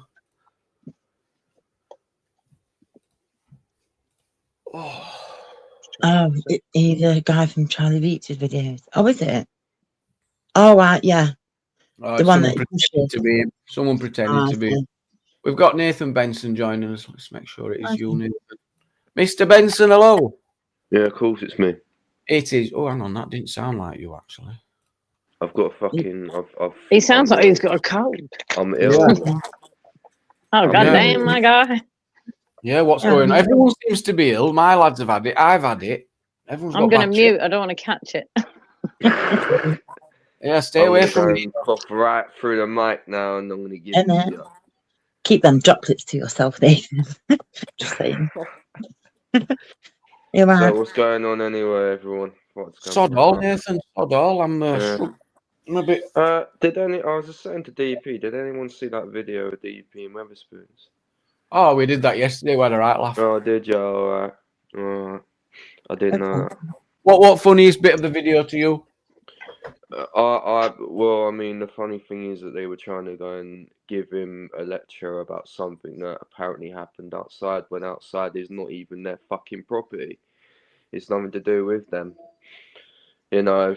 So yeah, I mean, they can't really do anything to him for something that happened outside, but they fucking did. So realistically, he should be making a complaint about that shit.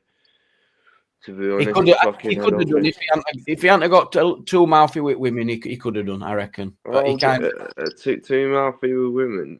Fucking, yeah, but I know you say this, but it kind of makes it hard for you to fight. Women. So if it was men, then Jamie, would you still be saying the same thing?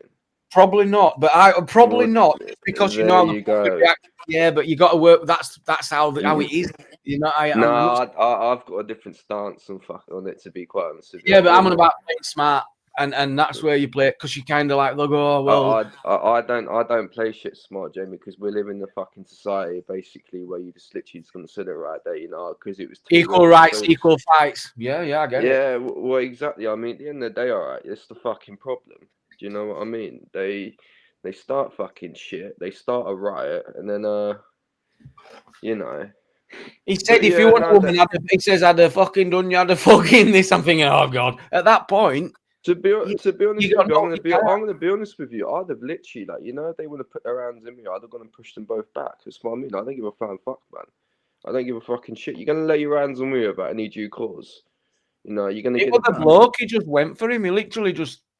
I know. It's because it's because I think it's because it was two fucking women. But again, no. At the end of the day, all right. Yeah, listen. If something happened outside, all right, yeah, they can't do anything to him, and they fucking did. Which, I mean, yeah, they're clearly fucking stupid, because outside is a fucking both. Yeah. I mean, there were a load of. They were probably trying to stop everyone going in. They had all the people in the pub to think of as well. Nah. Could just leave it. I know, DP. I'm trying not to. I've said all I've got to say. But yeah, get out. I don't even see how it's that. I didn't see it. Everyone got so invested in that, but I didn't see it even as a big deal. I watched it. I thought, sod all. The only thing I took from it was the bloke were a wanker. He's like, oh, white 19-foot woman, kicks him to the floor, out of order, but it's no big deal. Hardly an hard move, like I say earlier. DP's like a tweak. Yeah, if anyone wants to watch it, link there. I'm hoping that's the link to it. Yeah. What did you call him then? Stevie Bomber, if basically stopping two females from basically assaulting me because they think they're right, means I'm not a real man, and so be it. Well, a real man wouldn't. I mean, I would never. So if I was just. So I have arguments, right? And I would never get mouthy to a woman on this panel. Like, I fucking would. Well, it won't gain you anything. You'd look an absolute moron, and rightly so. There's no need for it. If it's coming at you, you won't gain nothing from it. You can do it in a much calmer way. I had this conversation on another fucking panel, Jamie. Honestly, I mean, listen, I know there's two females on there, but I'm going to go and say this, whether it offends you or it doesn't. Listen, they fucking bitched and moaned about equal rights for such a fucking long time. They got it, and they still fucking bitching and moaning. So it's not about it's just about having a bit of respect, and it's about how you present yourself. So it's not even if just try and sort this feedback. You fucking respect. Listen, they got all the fucking respect they wanted. No, it's respect for yourself, isn't it? And fucking moaning. It's respect for yourself and how you want to. Jamie, I'm the way I am for a reason. I could not give a flying fuck whether people were like to me, how can you go and set their fucking women? Why wouldn't I fucking sick? All right. So haven't you learned anything though? I mean, I don't. Right, I'm gonna have to remove. I think it's definitely Susan. Yeah, there's something going on. Give me a sec. No, it's Sue. It's not you. It was Susan's. Testing. Maybe fixed it, Susan. Susan, oh, should we say? Gone? Nathan, I think you've had a lot to learn. Testing. Nathan, what's going on? Susan's muted now. Yeah, it's not Susan, it's Nathan. How's that now? Testing. No, bad. Have you got an alt open? No. How's about now? You're gonna have to rejoin.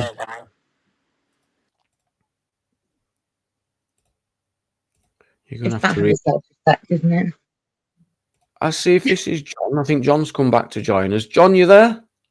Evening. How's everybody? Good evening, John. Good to see you. Yeah, not bad.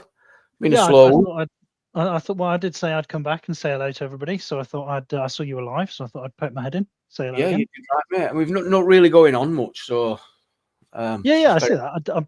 I'm not sure what the what the deal is with the incident that you're talking about, but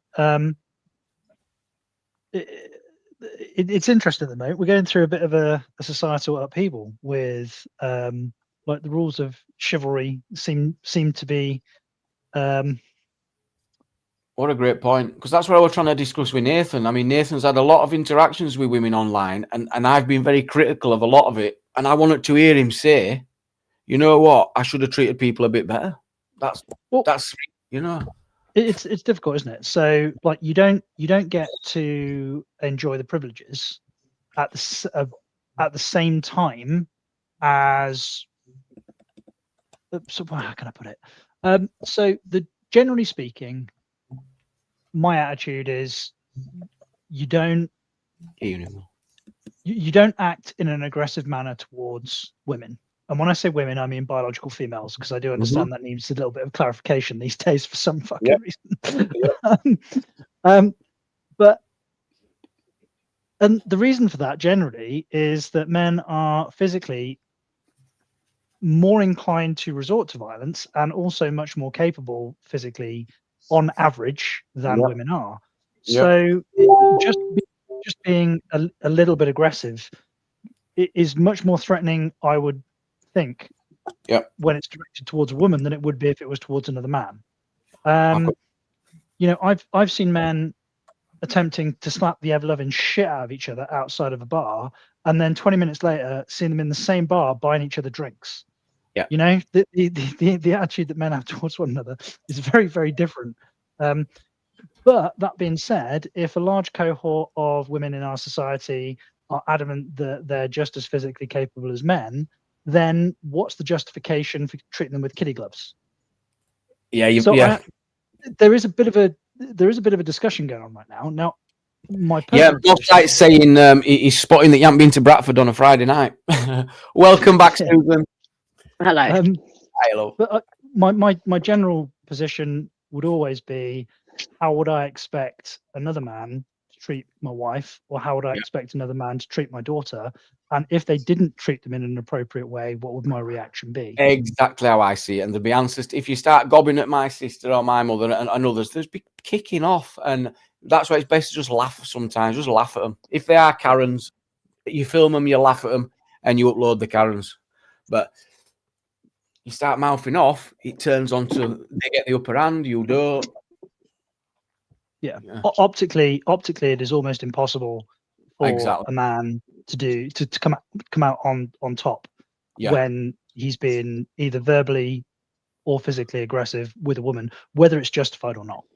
Exactly. Did you see how we talked to that female? You can just, oh my God, female. Oh, what is a female? I have to be honest. I feel daft even having to qualify it. Yeah, you know what I mean? And don't get me wrong. I understand that dysphoria and dysmorphia does exist. It is a legitimate psychological condition. But when you've got schools in like Brighton and Hove, where like 70 out of 400 kids have some sort of like gender fluid identification. That's not a psychological condition. That's a sociological contagion. You know. Well, nigh on 30 years ago, I started training to be a VW mechanic, based on the theory that blokes are way easier to work with because they're way less bitchy. They'll tell you as it is. If you've pissed them off, they'll tell you. That pissed me off. Don't do it again. Zero guile. Yeah, zero guile. Like no. Just no bullshit. I tried to. I wish Fischl had come and joined us. I ain't seen Fischl for months, but I saw someone defending Fischl. She must have got some shit on YouTube recently. I don't know if anyone's seen it, but I can't find it.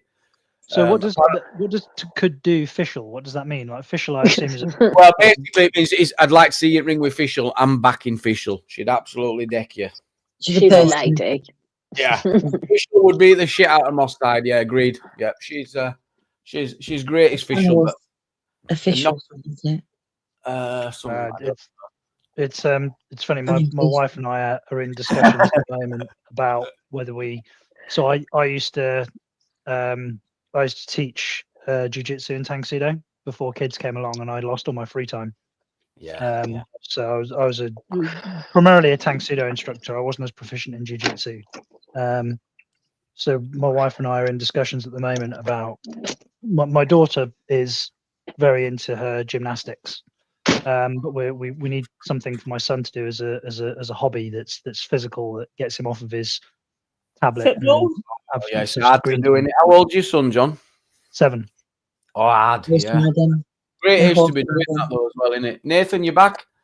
Yeah, Yeah, that sounds good. That sounds good. I think it's because my finger, I keep accidentally sticking my finger over the mic, and iPhones are crap. Yeah. No, that's good. What does he enjoy doing, John? 7-year-old karate. That's a good one, yeah. Well, yeah. I mean, I'd love to get him into some kind of some. It doesn't necessarily. I prefer it to be a team sport if possible. I used to play rugby. Yeah. I used to play rugby. Polo. I'd ban rugby. You'd ban rugby? Well, that's a bit strong, but I think it's an extremely dangerous game for what? I think it's a bit daft, yeah. No, I'd make it mandatory. All my family are rugby players. They all would all just. I've said it loads. They go mad, but I just think, what? You're smashing into each other for what? You're getting all this concussion, all this. No, you don't get so much traumatic brain injury in the way that you used to. The rules. You had people break their necks though. We've had lots of people that have been paralysed playing rugby. Yeah, of course. But the problem is, it's the risk over the benefit, and absolutely everything. I was on a panel the other day, and I upset some of the bleeding heart liberals on the panel because I pointed out that maybe some of the safety labeling and stuff that we've got, like the actual turn of phrase that I said was, if you need a picture of some rancid lungs on a packet of cigarettes to know that cigarettes give you cancer in this day and age, then we don't fucking need you. You're a professional useless person at that point. You're not acknowledged though that does that not disprove how Noel? I'm with you that it doesn't help stop people smoking, but doesn't it give strength to how addictive nicotine is? So it does, but what I mean is it's a case of if a warning label gives you legitimate information that you weren't aware of, then it serves function as a warning label. However, if a warning label is designed to elicit an emotional response, then it's no longer a warning label, it's social engineering. And for my mind, that's government overreach. Yeah. Because otherwise, what justifies them trying to scare the shit out of you to elicit any other kind of behavior? Same with sticking all that tax on as well. If you want it for yeah. And I do have genuine mixed feelings about it, because at the end of the day, smoking and obesity and all of these other diseases which are preventable if we engage with a bit of moderation are preventable, and ultimately it costs a bloody fortune to treat it, to deal with it. So I do have mixed feelings about it, but ultimately at the end of the day, I think the freedom to live your life the way that you want to lead it is of all of the principles that I have is the most salient, the most important one. But I guess when we sort of segued into that from the rugby, I guess if you're really, really concerned about physical injury, then don't play rugby. But if you want to go, I was just talking like I was just thinking, if people are getting paralyzed, it seems a very dangerous sport. It's not something I'd want one of my lads to play. Same as I wouldn't want him to get a motorbike. That's where my head's at. I've always said to him, I'd hate to see you get a motorbike, do it, and they haven't. What's that? Is that joke? There's the guy in hospital and he's waiting for a liver transplant, right? And he says to the doctor, "Oh, you know how long will I be on the waiting list for?" And the doctor goes, "Oh well, not long. It's raining. A motorcyclist should be in shortly." Yeah, exactly. Well, you just know eventually you're going to come off, whether it's today or next. Eventually, it's happening, and it's as simple as that. And that's why I hate rugby, because I think, oh, it's a bit dangerous. But I'm a bit of a, I don't know what the word. Jamie. Yeah, a bit soft. You're a bit special. I'm good at chess. I can do well on chess. Yeah. I'm going to put. I'm still waiting for your move. What, are you still waiting for my move on chess? Yeah. I know, it's like 48 months. Did it? It's probably about 40. You know when that'll have stopped? When I got a new phone. That'll Really? stop when I got my new phone, yeah. And I might reinstall it, because I used to enjoy doing that. I used to play with Willie Free all the time. Me and him used to play chess all the time. Yeah, so you played chess, Jamie? I used to. I haven't played for a long time. I tell you when I stopped playing, when News Now Yorkshire started watching YouTube videos on how to shaft someone at chess. And I'm like, this is unfair. You know, you're not. Well, I saw it as an unfair. I thought, no, I'm not playing because he said, I don't want Will. I could have gone and done that and how to counter these moves and really got into it. But I thought, no, I'm not doing it, because he was just coming out with monster openings, and he'd watch these videos and knew what he was doing. And I'm like, no. So you see, so that he'd like look at a set piece on YouTube, for example, and he'd open with like he'd open with like a Sicilian opening or something like that. It just try and trap you with because you can search the most trapped playing chess, right, and it'll show you. And if someone's just playing chess on the rules but not aware of any tactics or common moves, common. You're just playing chess, aren't you? It's mind versus mind. Well, you know the rules. That's the game. It's like anything that's got that's quite rigid. In terms of chess is rigid, but the number of potential chess moves, like the number of potential chess like moves on a board. There are more potential chess moves on a board than there are like atoms in the universe. Is there? Yeah. Have you never heard of something called the Wheaton chessboard problem? I have not. No. No. So it's the Wheaton. So the is it's like a fable, and basically a king wanted to buy the game, like the inventor of the game of chess, and a king wanted to buy the game of chess off somebody. And the inventor of the game of chess said, "Okay, well, I'll sell you the game of chess for rice. I want one grain of rice on the first square, and 2 grains of rice on the second square, and 4 grains of rice on the third square. And you end up with more grains of rice than there are atoms in the universe. The total is just 18.4 quintillion grains of wheat. Grains of rice or wheat. Yes. The significance, it says this number is roughly 2,000 times the annual global production of wheat, and it is used to illustrate the extreme power of exponential growth. Exponential growth, yeah. But the number of potential moves on a chessboard is like from each variation you get another set of variations. So the number of potential moves on a chessboard is exponential. I didn't know that. Yeah. See how it's so. It's an amazing game. William, thank you so much for the super chat, man. I appreciate it. Thank you, mate. But Go, is even more. Like there are even more potential Go games than there are chess games. What's a Go game? Go is it's a little bit like drafts, but it's omnidirectional. Okay. Go, so it's I think it's spelled GOE.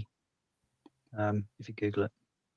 I can't believe that actually. Yes, there are more possible chess games than there are atoms. So that would rule the fact that no two chess games are ever the same. I mean, probabilistically speaking, no, they really shouldn't be.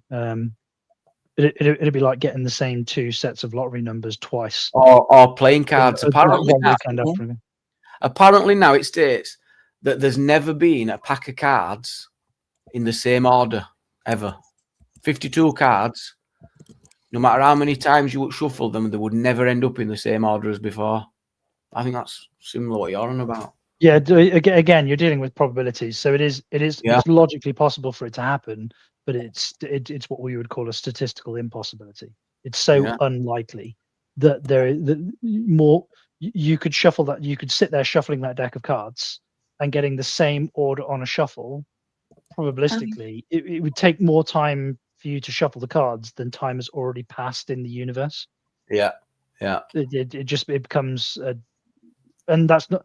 And this is the distinction between a logical possibility and a statistical and an actual likelihood. I think I already did that. Did I ask you the bat and ball question? I'm sure I did that Moss side last time we had John on. No, well, I don't remember it. If you did, what's the I not? 10. If a bat and ball cost about £1 and 10p or something, do you remember that? Yeah. No, I've heard the question before. Yeah. It wouldn't be a fair question to ask because I know the answer anyways. Yeah, I've heard the riddle. 10p. No, Flora. No. Hey, welcome in everyone. Right, guys, I'm going to leave you 2 minutes. I need to just take a little break. I'll put a link out. Okay. CP, should we put you in charge? I don't mind. Right, you're in charge then. There you go. Hang on, should I read into anything that she's on the top left, not the top right? Is there? Yeah, that's the boss's spot. That's the boss's spot. Yeah. Left of centre. CP, the children's wellbeing and school bills in the House of Lords at the moment. I know it is. I can't give a bum about that a minute, Angela. I thought the way they treated me. Oh, I thought it was about the SEN stuff that you were interested in. Yeah, but Angela, there's more to the SEN stuff than there is in that bill. So which bill is it? More. It's the children's wellbeing and schools bill. That's been, I think it's the third time being read now, I think, in the House of Lords. Yeah, basically it's going through. It's going through. Yeah, it's going to have amendments though, isn't it? It's going to be... It already has been amendments done. And I think now this is the final reading or something. So what are the implications of the bill? Digital ID for the children, which is dangerous. It takes parents' rights away. Oh yes, so this is like sorry for. Is this where, like, for example, at the behest of a child, they parents aren't? It takes away currently there's mandatory parental information that needs to come back from teachers. So, for example, if a child outside of child protection, so for example, if a child accuses a parent of some kind of abuse, then obviously they don't pick up the phone to the parent and go, "Are you guilty of this abuse?" They contact the police. But what I mean is, if a child goes to their teacher and says, "Hey, my name's not Pat, it's Patricia," then the parent at the moment should be informed of that. But if this bill passes, no, not that. So basically, around home education. So if this bill goes through, but on that side of it, counter-extremism, I don't know if I can say that name right, will be able to come and pay a visit to your house. And one of the things that they're planning to bring in now is you have to attend a meeting with your local authority to basically homeschool your child, and your local authority would then say, yes, you can, or no, you have to attend, your child has to stay in that school in school. At the risk of, like, I'm a classical English liberal, so just to put me in context, I was pro and still am pro Brexit. I'm very much a small state person. Joking. But if somebody wants to homeschool a child, there needs to be some scalability between the right of the parent to elect to homeschool the child and the capacity of the parent. So I don't want to sound like too judgmental, but unfortunately there is only one. There's only one barrier to becoming a parent in society, and rightly so, and that's put that thing in there without that thing on it. Are you saying that some parents might be lacking in the skills needed to homeschool? I mean, yes, basically. Yeah. Like, I mean, the practical exam to becoming a parent probably shouldn't, in an ideal world, probably shouldn't be the only exam that you need to pass, which is the biological one. And that sounds really harsh, but we don't live in an agrarian society anymore. When you say agrarian, what do you mean? So we don't live in like a rural society where all we need to do is plow in straight lines and put seeds in the ground. Yeah, and no extended families. We're relying on state a lot more in society. We're looked after a lot more. Yeah, and also everything that we do is we live in a service-based economy where quite a technical education, in order to succeed, is actually a necessity. And also our society has specialized.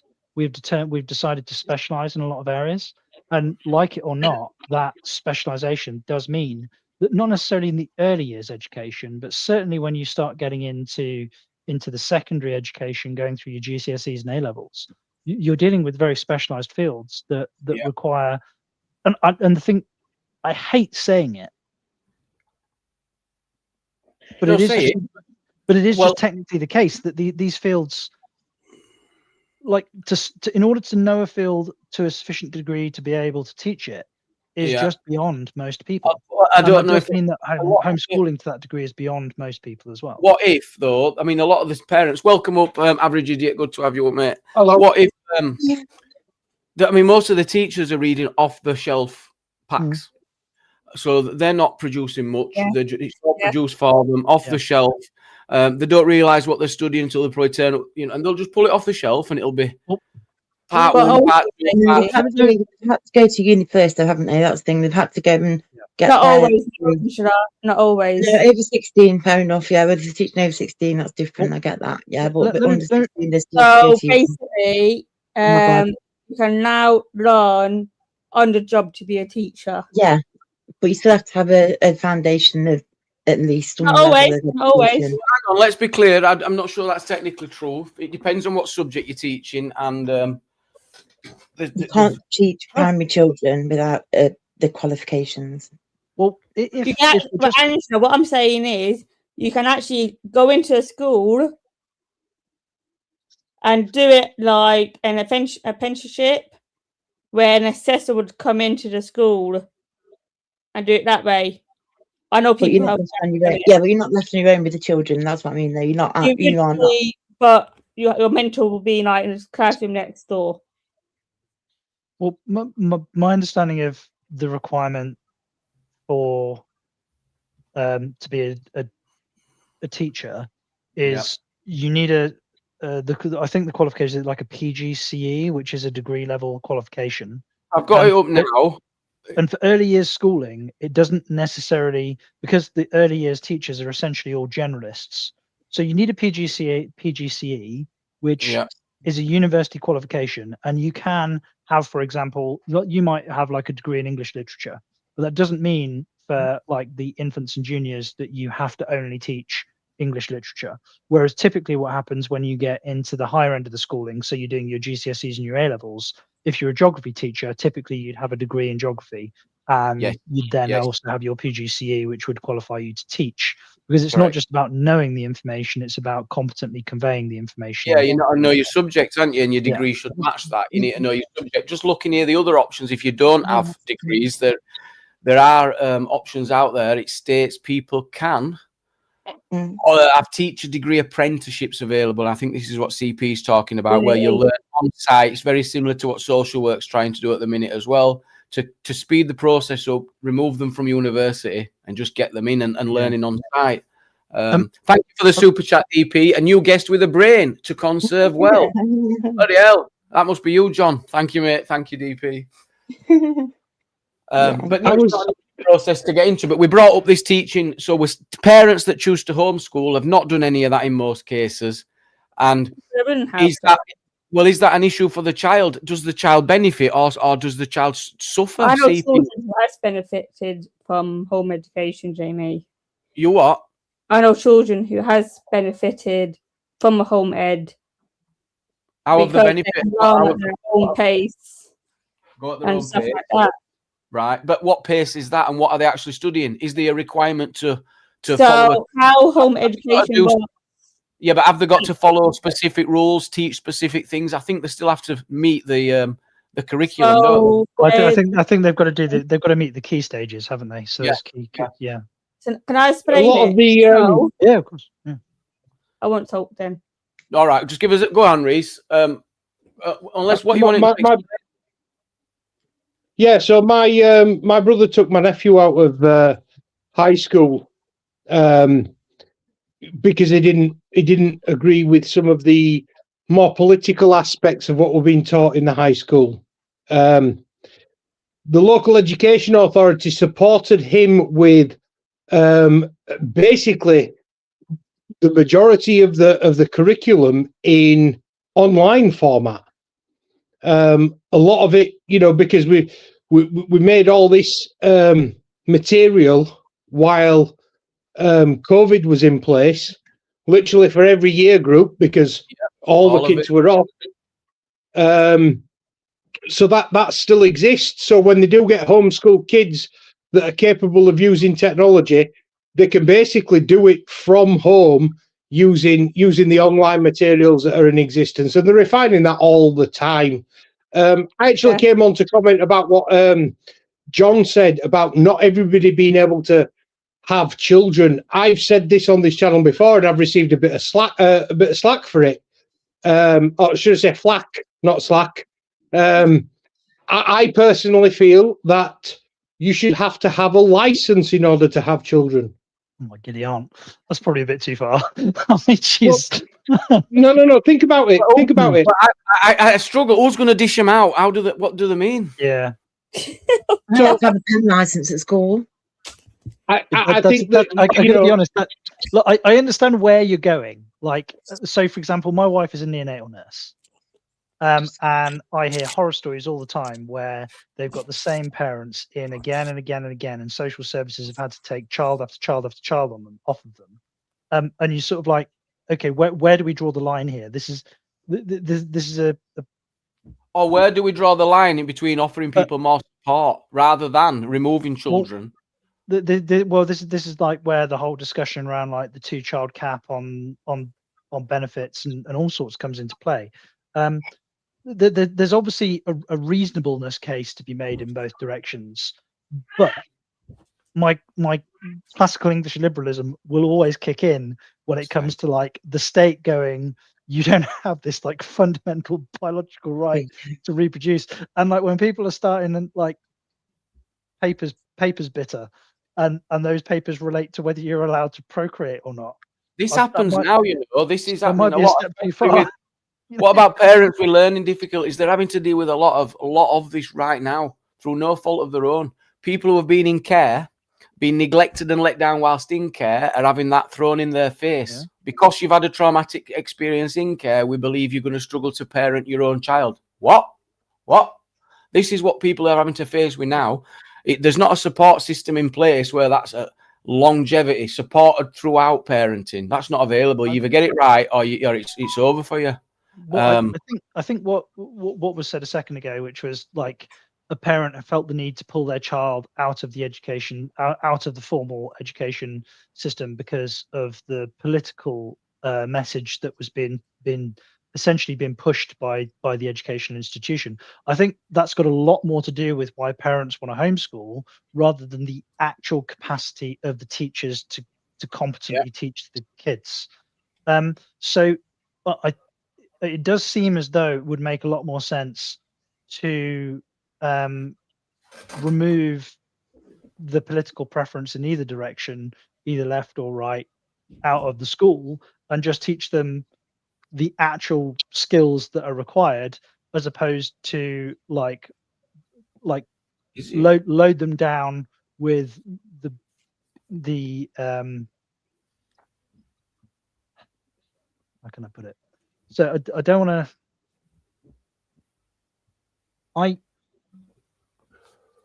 I tend to be an intensely practical person. So we're seeing an awful lot of, frankly, like political insanity underway in the school system, and it does seem as though it's been run roughshod over, frankly, by Marxists. So I have a lot of sympathy for people that don't want to engage with the school system, and they don't want to risk exposing their children to it. But like I say, that's got an awful lot to do with the political ideation of the system, as opposed to the actual capacity to compare. So you're saying that people are choosing to take them out of that institution because they're worried about it's going to influence them rather than educate them. I can understand that point, but I think the concerns are people homeschooling is getting more and more, and not much schooling being done. And I'm Jonah Paul. Fabian's the comment in the chat. Jonah Paul. Yeah, Fabian's absolutely have ruined state education. Fabian's, or does it show what it's all about? That what it were about in the first place? It's not what it says on the tin. Is it about making sure people understand rules, understand conformity, understand 9 o'clock, 5 o'clock? Well, like, I mean, I'm not, again, I don't know if Jonah Paul's aware of this. Sorry. No, go ahead, John. You're going. Well, I was just going to say that Fabian's, for people may or may not realize, but there's something called the Long March Through the Institutions. And it's a Fabian tactic. So the Fabians are communists. At a minimum, they are extremely left-wing socialists. And they wanted to bring about communism through democratic change. And the way that they were going to do this was to essentially co-opt all of the institutions, anything that had power, especially educational and political institutions. They were less concerned about things like the legislative branches, things like law, although they have put their tendrils through that.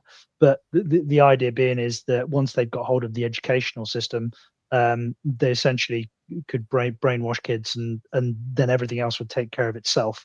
Because I think there's also signs of them in the judiciary as well, isn't there? Oh, no, there is, absolutely. As opposed to in the legislative branches. I think it's a recognition of the fact that if you control the quote unquote hearts and minds of the upcoming generation, and you teach them what to think and not how to think, then you're essentially a shoo-in for constant re-election, aren't you? Because you've got people that are barely educated enough to function in society, but you've told them what viewpoint to have on a variety of issues, and they're going to stick vociferously by it.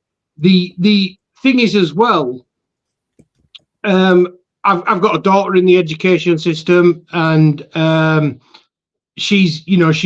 experienced this through her as well. And you get that natural sort of teenage pushback against the opinions of your parents. So there's people in my generation that were actually, I probably finished my education just before they started bringing these things in. I finished in 99, and I think Common Purpose, which is the root cause of all this, an organisation called Common Purpose that was brought in the from 97, from the Tony Blair era, that started basically all this social engineering, what's going on now. But the opinions that I have, she sort of,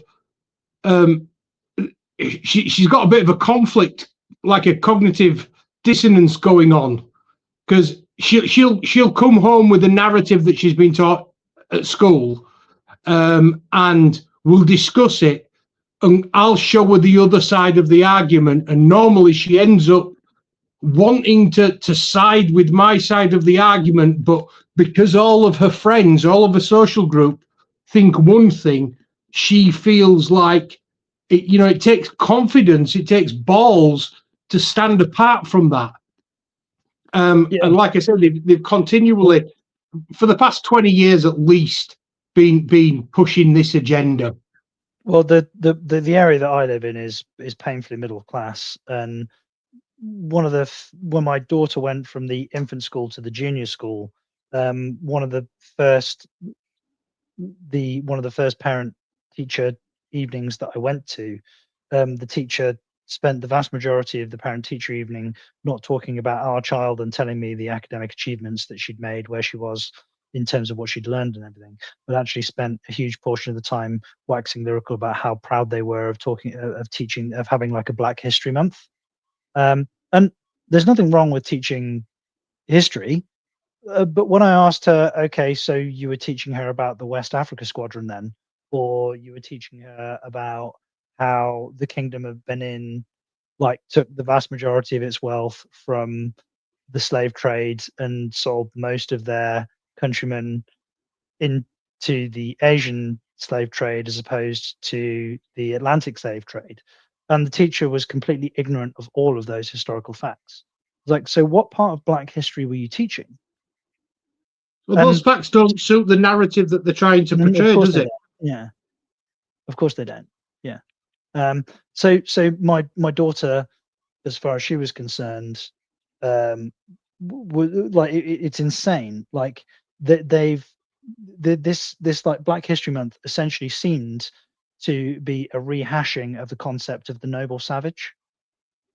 And that there were other types of knowing. So my daughter had been told that the Aborigines in Australia had their own version of knowing something, but at no point had they ever touched on the on something called JTB, which is justified true belief, which is it's a logical framework used for a distinction between belief and knowledge, and how we epistemically justify knowledge. It's the foundation of what a scientific theory is. They hadn't discussed they wouldn't have read Descartes, would they? But they hadn't discussed that at all. But they discussed at length about how Aborigines apparently could justify that the Earth was flat, even though we know it's fucking not. This is just bloody insanity. The Greeks knew the Earth wasn't flat. Well, we worked out the Earth wasn't flat with a hole in the ground, a shadow, and a stick. So it was the Greeks that first discovered that, and that's that's going back what, 3,000 years, maybe more. I am I'm acutely aware that I have seen a comment in the chat. It was probably my fault, and I do apologise. I didn't want to steamroller CP reports who wanted to say something ages ago, so I'm going to shut up for a bit. I do apologise. So basically, with the home education sector, if they do get their own way within this bill, which they probably will, they will have to go. The parents will tell the school they want to withdraw their child. Then the school will inform the local authority. The local authority will then have a meeting with a parent, and a child is forced to attend with the parents.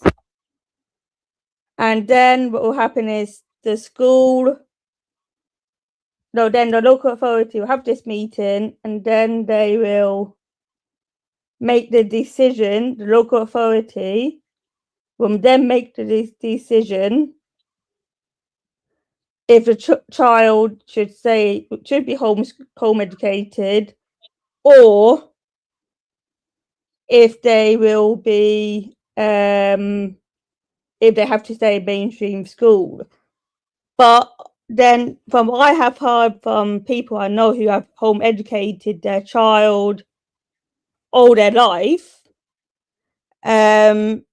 basically there's online classes.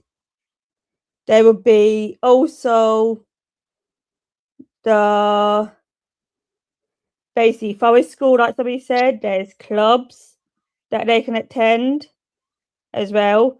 So they're not just stuck in a But house. they don't meet any other kids, other they're just stuck at They home all do, day with Jamie. their parents. Well, not many. Jamie, they do. They go to these clubs, Jamie. Yeah, but I bet many don't. A lot won't take them. Were you homeschooled, CP? No, but I Oh, know people that was, and from following this bill, Were you in we've seen all the mainstream videos education? until they shit. She went to Were you in boarding school. mainstream education? I've Boarding been school. through the bill. Can I just say? I've been through the actual bill itself, Yeah. and it's actually the main thing is obviously about safeguarding, and it's about safeguarding the children, and it says about the main. Well, it's mandatory for registration, so it's for. Hang on a minute. Let me get back to that. So come back here. Oh my god, I wrote it down. 1 sec. Oh my goodness me. I don't know if this is get your thoughts. You're right. Cats, thanks for your comments. She says people do take their kids, take them where? How insulting. I don't think it is. I think it's insulting to kids to just not provide what they need. There's a lot of concerns about, and it's more concerns about this special educational needs. How come now we've just got so many more children requiring special educational needs than we ever had before? Why That's is that? because you've got people making TikTok videos teaching parents how to get statements of special educational needs because it entitles them. Yeah, I'm sorry, that's Okay, sorry, TP. Sorry, I didn't mean to interrupt you while you were interrupting me, CP. I was talking. You want me to stop talking, or are you going to stop talking? I was talking, but it's okay. So make your point. It's a great point. Because I read the bill and I couldn't not but support most of it because I know that people are taking piss. There's too many children needing special educational needs, and I don't believe it's the case that that's all correct. And it's absolutely crippling the system, and it's crippling councils. They're having to pay hundreds of thousands of pounds transporting kids all around the country to meet these needs at the cost of the taxpayer. Someone's got to pay for it all. They're now having to pay people on Motability to take their own kids to school because it's cheaper than providing the transport. But can I say though, that isn't about You what, Reese? So you couldn't write it. No, you couldn't write. So they're having to do something about it, and people are like, but it's about homeschooling. It's not really about just the homeschooling. It's the benefits that come with it. It's about the children. Yes, it's about the kids. Yeah. It's about the fact that what they're doing is local authorities are making it has to be mandatory for all children have to be registered because there's so many children now that aren't in school that are just at home. Then they're not even getting educated. I mean, they're not doing anything. But Angela, that would be because of anxiety. No, it's not. It's because anxiety. If you're a parent and you're gonna home educated, get bullied. No, that's not consistent. That because, like I said, my nephew was homeschooled. In order for his socialization, he was a member of a number of different. He was in Air Cadets. He played football on a football team, so he got plenty of socialization with kids his age. His education took place outside of the classroom environment. Because his parents didn't want him indoctrinating with the political BS that the school thrusts down kids' throats these days. So he's now left school and he's currently doing an engineering apprenticeship at one of the leading engineering companies in the country, and they work on gearboxes for nuclear submarines. That's the sort of level that he's gone in at. Doing his apprenticeship, and he's perfectly able to socialise with his workmates. It does work. It does work for some kids, and it doesn't work for others. But I think fundamentally, what it's all about is the safety of kids and safeguarding them, because there's so many that aren't being registered. But there's one part of it here, which is like the removal of the automatic right, and so that parents no longer have an automatic right to homeschool if the child is subject to a child protection investigation or plan. That's for good reason, isn't it? It's because of that case. That case, were it last year or the year before, where that little girl was sadly unalived by her parents. Absolutely. And there were all the warning signs there. You know, the child presented with physical injuries, and when that was commented on, the parents removed them from the education setting, said that they were going to homeschool her, and she inevitably ended up tragically unalived. So, you know, that's obviously It's that's awful. a horrible case. And I do agree that when there's concerns for the welfare of the child, that school does offer a framework and a stability in order to be able to give that child, you know, ongoing monitoring to make sure that the access to the child. Access to the child. It's access to the child so that they can talk to them. They can arrange meetings within the school. They can have all stuff can be done on school grounds. Social workers will visit. There'll be an issue if there's a problem at home. I can see why. Obviously, homeschooling is like they allow it, don't they? It's just the fact that like they need to, and I do think as well, a lot of it's down to local authority, not necessarily just parents, but local authorities and the schools. The schools take a hell of a lot of money for the children that are, say, with this SEN, however you want to say it. But they're not getting the actual, but they're not actually getting the children aren't getting the help that they need, and so where does the money go? Well, that's because there's just so many people requiring it. So now they've got specialist schools everywhere. So it's easier now for them. You got all these. Hang on. You got all these needs in your SEN. The average school can't deal with it because there's just so many. So that puts the council having to pay for transport because the school's far away. What were you going to say, CP?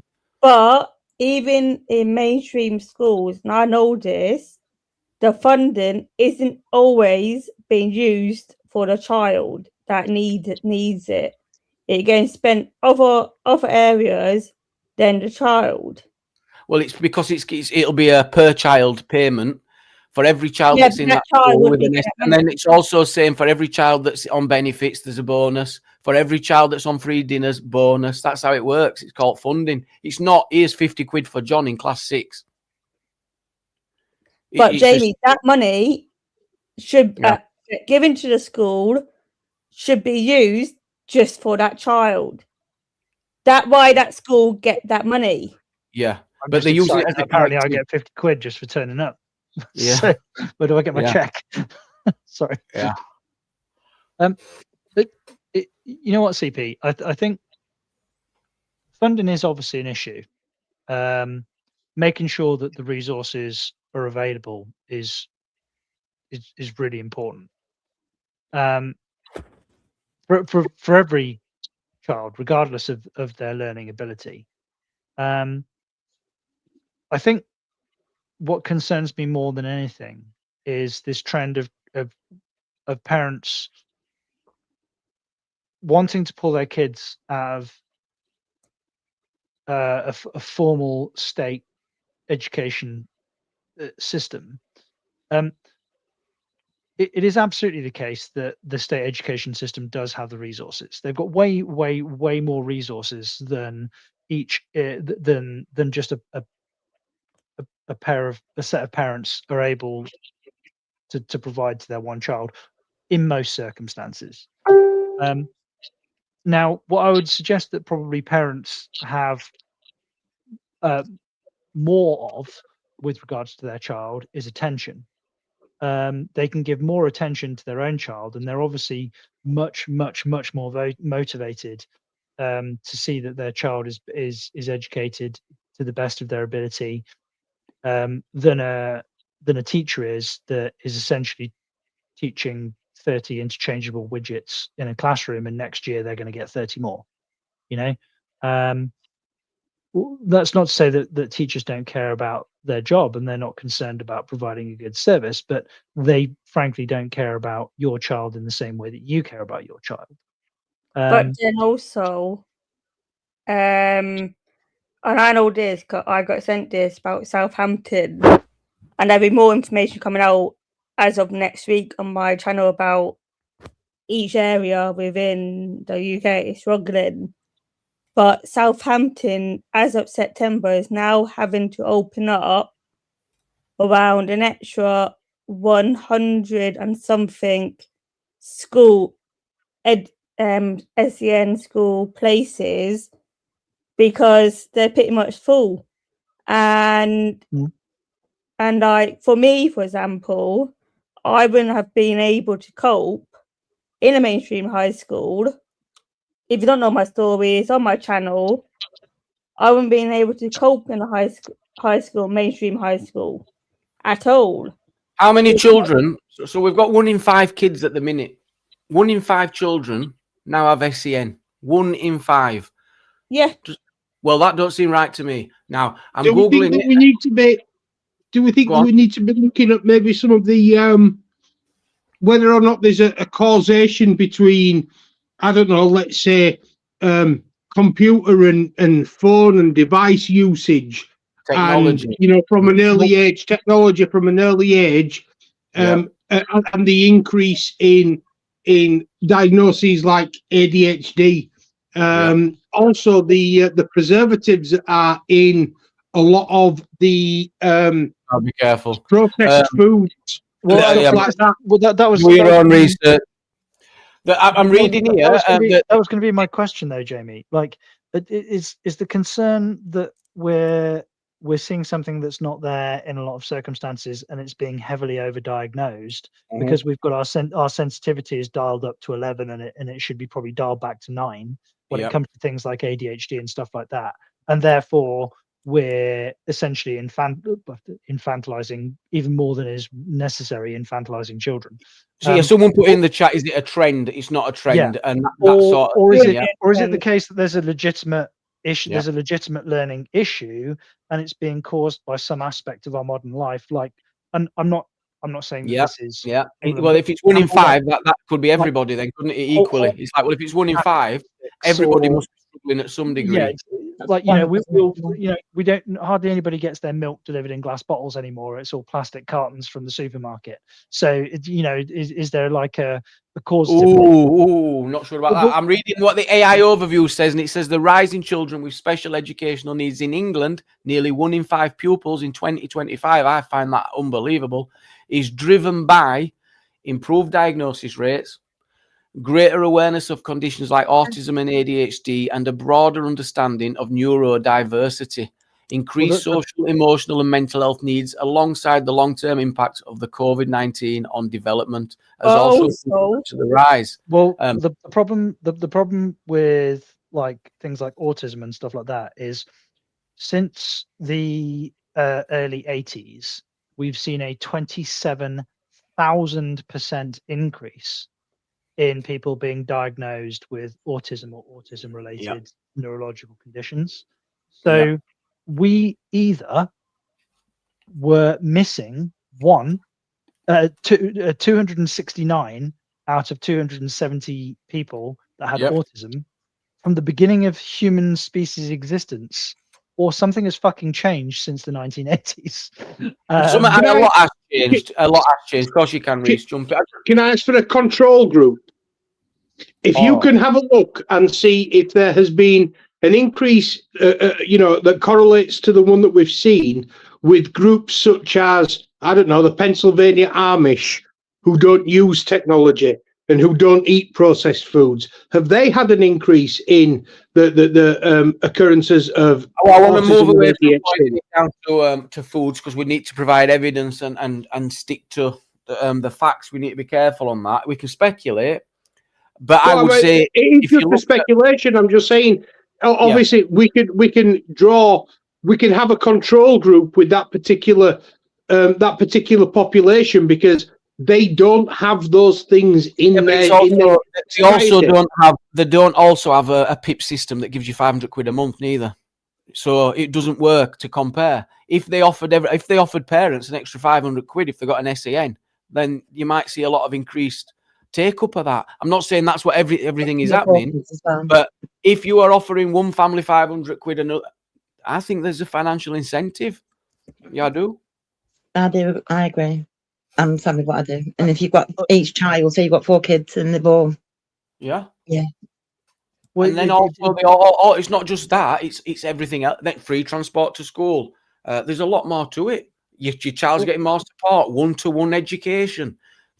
Why would you not? Look what's on offer. Well, even there's nowhere near the there's not the same stigma that's associated with having a child with special educational needs these days. Exactly. I'm just giving my child what they need. They're a neurodivergent child. Yep. Well, so this is a little bit of yeah, okay, screw it. So my son is 7, and like when he should have been going through like his preschool and all that sort of stuff, COVID, like the coof. So I'm not sure if you're allowed to say COVID. The coof was at its peak, so he didn't go into like a large nursery like my daughter did. So the first time he was exposed to a large group of kids all in one place was basically his first year of infant school, and he just got dumped into a class of 30 kids. Now it would be unbelievably naive to not expect him that novel experience, as far as he was concerned, not to give him some kind of like pause, to have some kind of impact.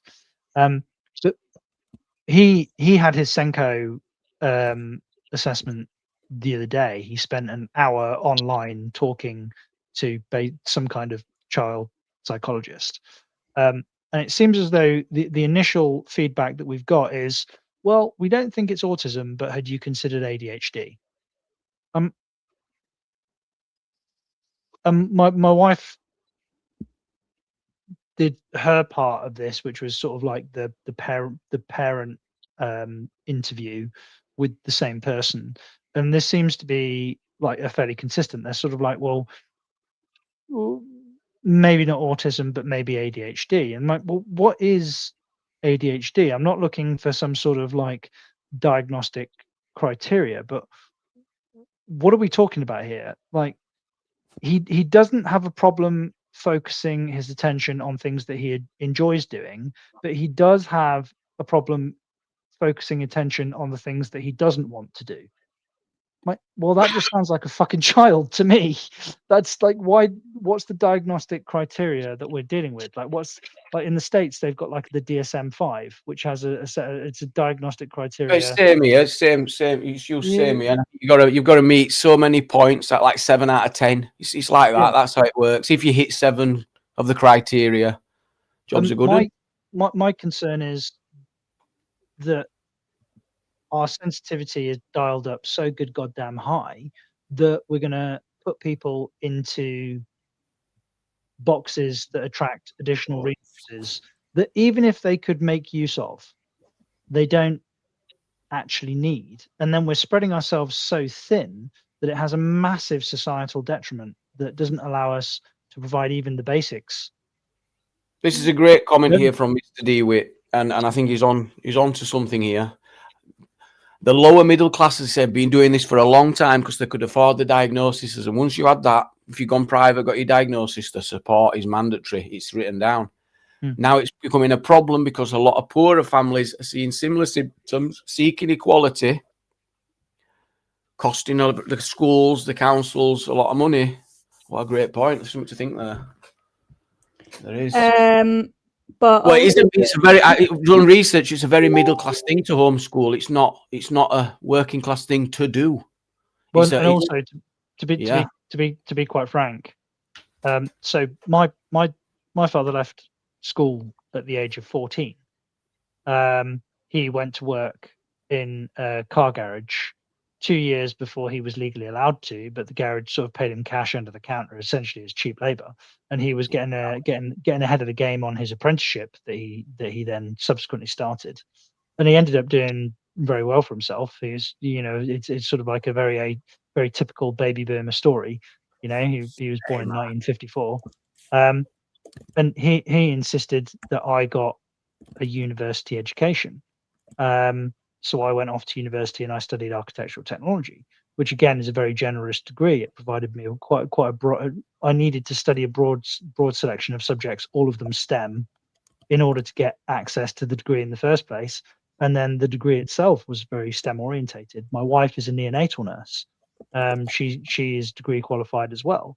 If we decided to homeschool our children, they would be deeply ensconced in their A levels before they started bringing home work that we weren't able to help them with.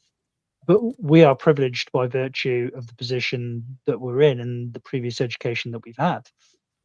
So saying like middle class, like home education is where you're going to find your success stories.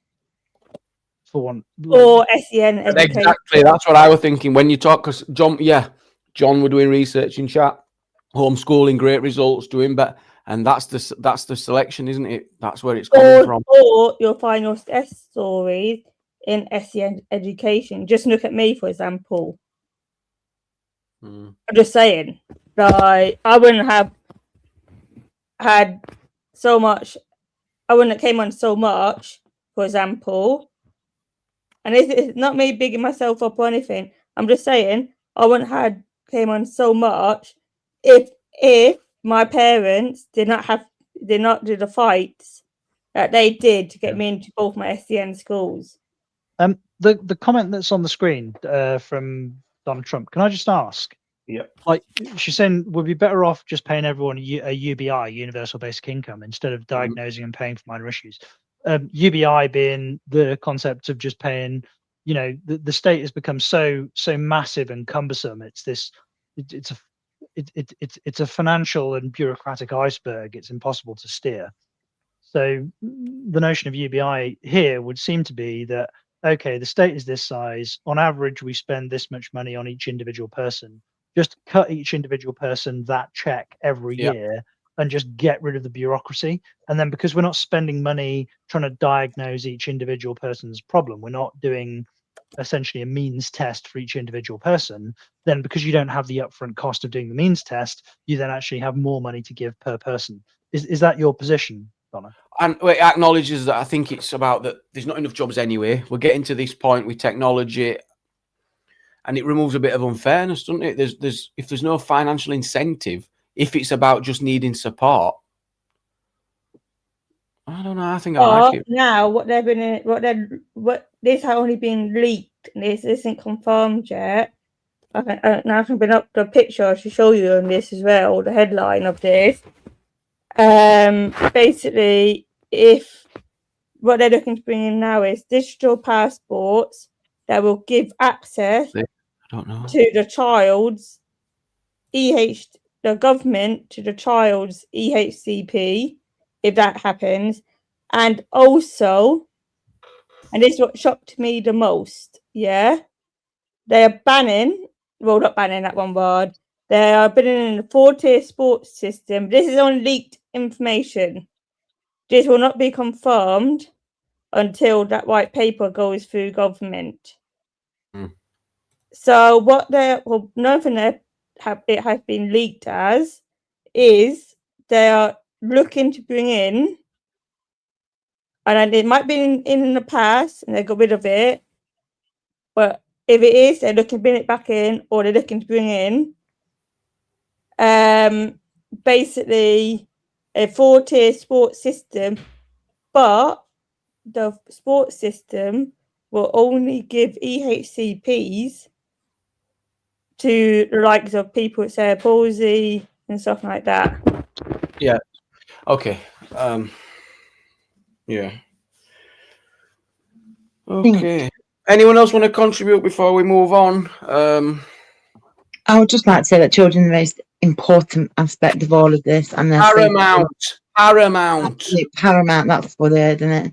Yes. It's imperative that we put their well-being before anything, and their childhood they should be allowed to be children. We shouldn't be putting our own views and our thoughts onto them as adults. We should allow them to be kids. Or should we put the government's thoughts on them though? But we've been through the education that they're going through, and we are as adults now thinking the way we are. And so why should we be thinking the way that they should be thinking when they're not thinking that way? Well, I would probably, whilst I completely get the sentiment, Angela, and I'm completely on board with it. The one thing that you said there that I would probably disagree with is that they had the education that we had. Now, I'm not sure of the ages of everybody on the panel here or the people in the chat, but I'm 41 years old. I guarantee you the education that my son and daughter are getting from the state right now is not the education I had. It is very different. The education system that my children are getting is much, much, much more value laden, and they have weighted it way, way, way more towards their own preferential set of values, as opposed to I mean, Jesus, like how the hell are we in the position where like a teacher is in trouble for teaching kids chess because apparently it's Islamophobic? Like, how the fuck did that happen? Yeah, sorry, I pressed the wrong button. So yeah, it's a very different world, isn't it now? And we've got hate crimes, we've got new laws, we've got lots of things have changed. The curriculum's changed. Yeah, but it's not changed a lot. Well, it's changed quite a bit actually. We've got in terms of non-specific study, it's changed massively. The teaching life, you know, and how to think and feel, how to treat people, these sort of things which you learn as you grow up are now being taught in school. I don't think they're teaching people how to think. Yeah. I don't think they're teaching people how to think so much as they're trying to teach people what to think. And yeah, there's no to learn anymore. Everything's been learnt. These are the right answers. This is if this is your problem, this is the result. Everything's been taught and been learnt now. So there's nothing else. No free thinking allowed. There's only a fixed set of answers. We all know everything. Yeah, and it stops that. It stops that independent thought, and that's where you learn. And actually, a fact today won't be a fact in 5 years. So facts that were facts when we were at school, they're no longer facts. So we were taught. Well, by way of just a quick query. So, like my daughter is 10 and my son is 7, and they're being taught all of these different skills, different tools by the school. But my daughter, not so much my son, I don't think that's so much of an issue, but my daughter, because she's further along in the education system, I had to tell my daughter what a logical syllogism was. I had to explain to her how an argument. So a logical syllogism is the most basic form of an argument possible. You have two propositions and a conclusion. That's it.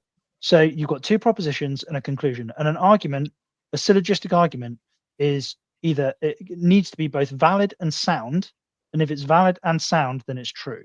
Now, the validity of an argument speaks to its structure. So, for example, the propositions, let's say for argument's sake, all humans are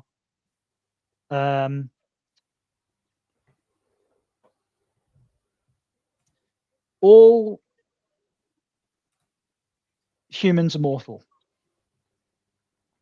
Socrates is a human. Those are the two propositions, and the conclusion is therefore Socrates is mortal. Right? Yeah.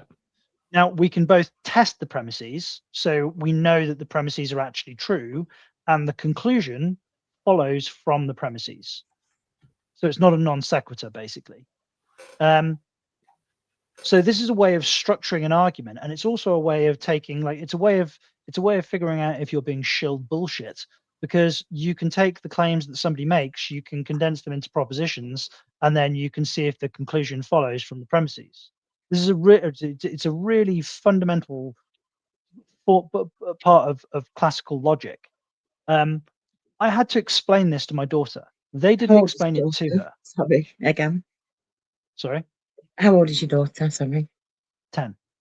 Fucking hell, she's very intelligent for 10. No, this is a really basic principle. It's like we do it naturally. It's instinctive. All I've done is laid it out in a formal way.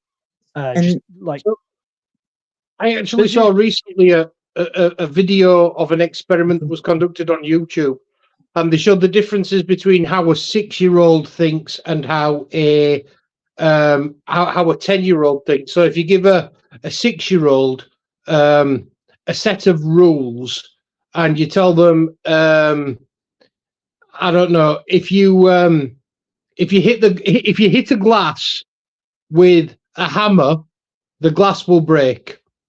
And then you tell the child, if you hit the glass with a feather, the glass will break. And then you say the same thing to a 10-year-old, but you tell them that those are the rules, yeah? So the 6-year-old will use logic and reason to determine that the feather's not going to break the glass, because a feather, you can't break glass with a feather.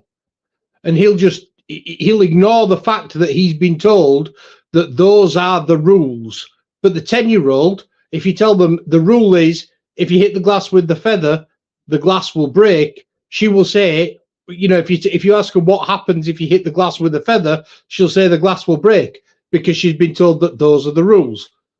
Well, this is something you're dipping into evolutionary psychology with something called ideation. So it's essentially, in the simplest form, it's the amount of trust that a child has towards their parent. So we believe everything that our parents tell us, and we're more inclined to believe even something that is really ridiculous the younger we are, essentially because of our naivety, but also because of the trust that is required, because we're so completely dependent on a parent. And this trust in our parents, or like the likelihood that we're going to believe our parents, and we're going to put a higher importance on our own experience.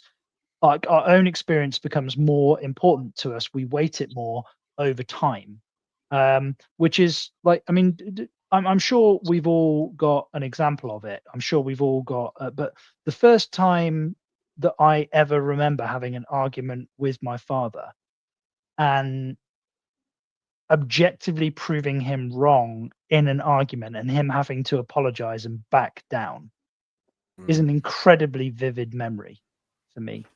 And I was I'm 42 and my dad's still never done that.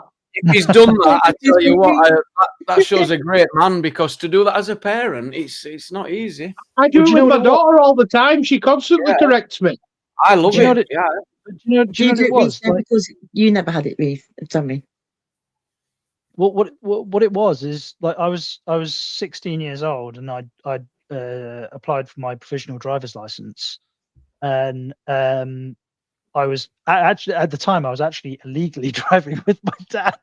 I shouldn't have been driving at the time, but my dad used to teach. He used to test drive vehicles. He used to work at Gaydon test track, and he was an incredibly competent driver. So my dad just decided that he was going to teach me how to drive. And we were talking about like in a junction, when you should enter a junction, and they'd actually changed the highway code not that long ago. And because I was reading a current version of the highway code and I was studying it intently, I was actually more up to date on the highway code than my dad was. And I pulled into the junction even though my exit wasn't clear. And my dad said, you shouldn't do that on the test. If you do that on the test, he was saying, I understand why you did it. That sounds like your dad's right. You've got to be clear when you pull in the junction, doesn't it? No. So if it's a hatched junction, and they changed it to, because of the increased number of vehicles on the road, that used to be the case. If your exit wasn't clear, you shouldn't have pulled into the junction. But they actually changed the rules in the highway code, where if it's a hatched junction and you're turning, that you can pull into the junction if you can get the entirety of the vehicle into the junction. And even after, for example, a set of lights change, your right of way remains. And that allows a couple of vehicles to filter through every cycle of lights, even if the lights don't have a filter setting on them.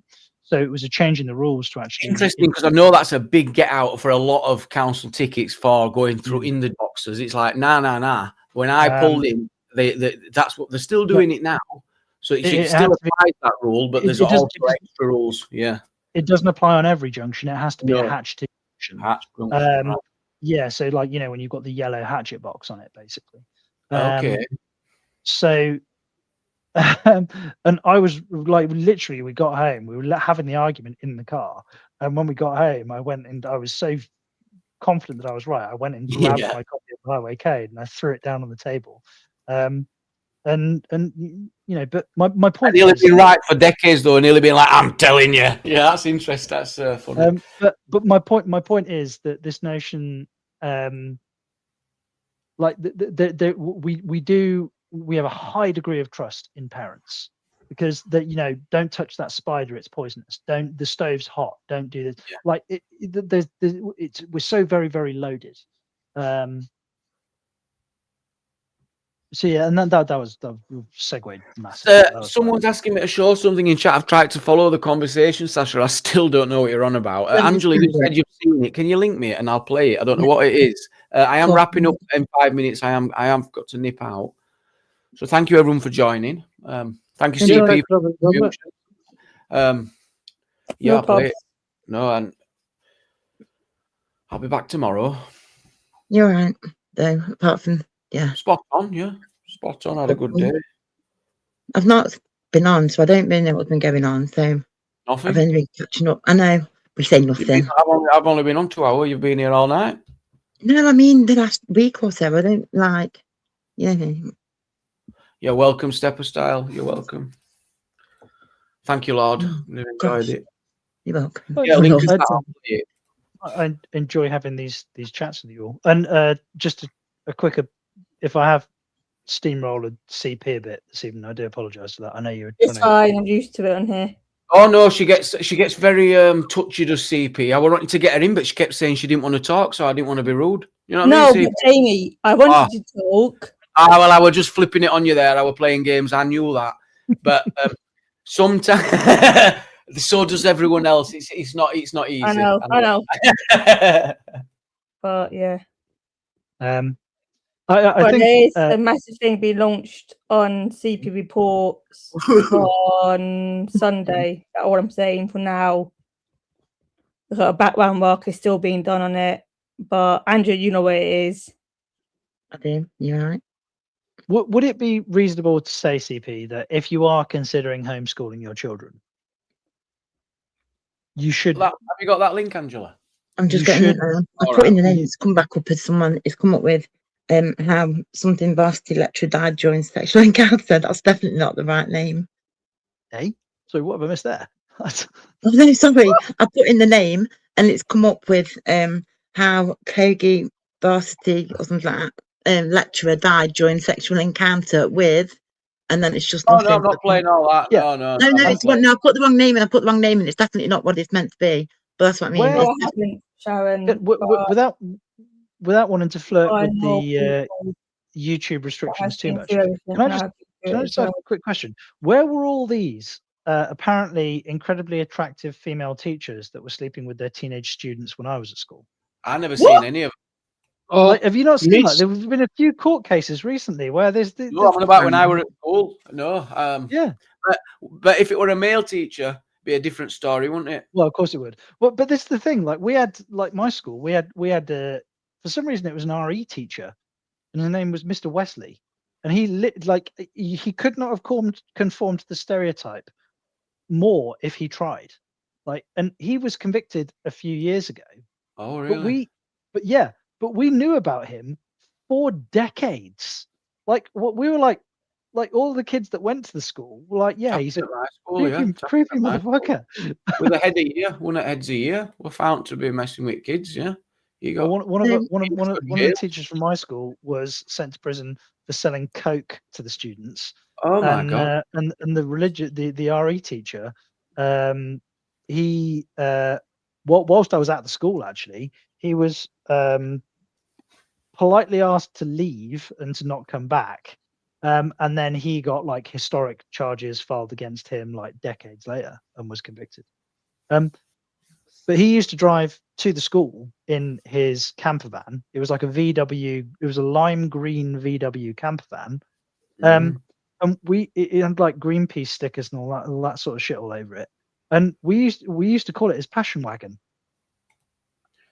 Mark Super says, have you seen the Carry On with Vega and Joe King? Yes, Mark. I said at the start of this live, we're not entertaining it. If we mention the word DJ again, we're going to cringe. We can't take any more.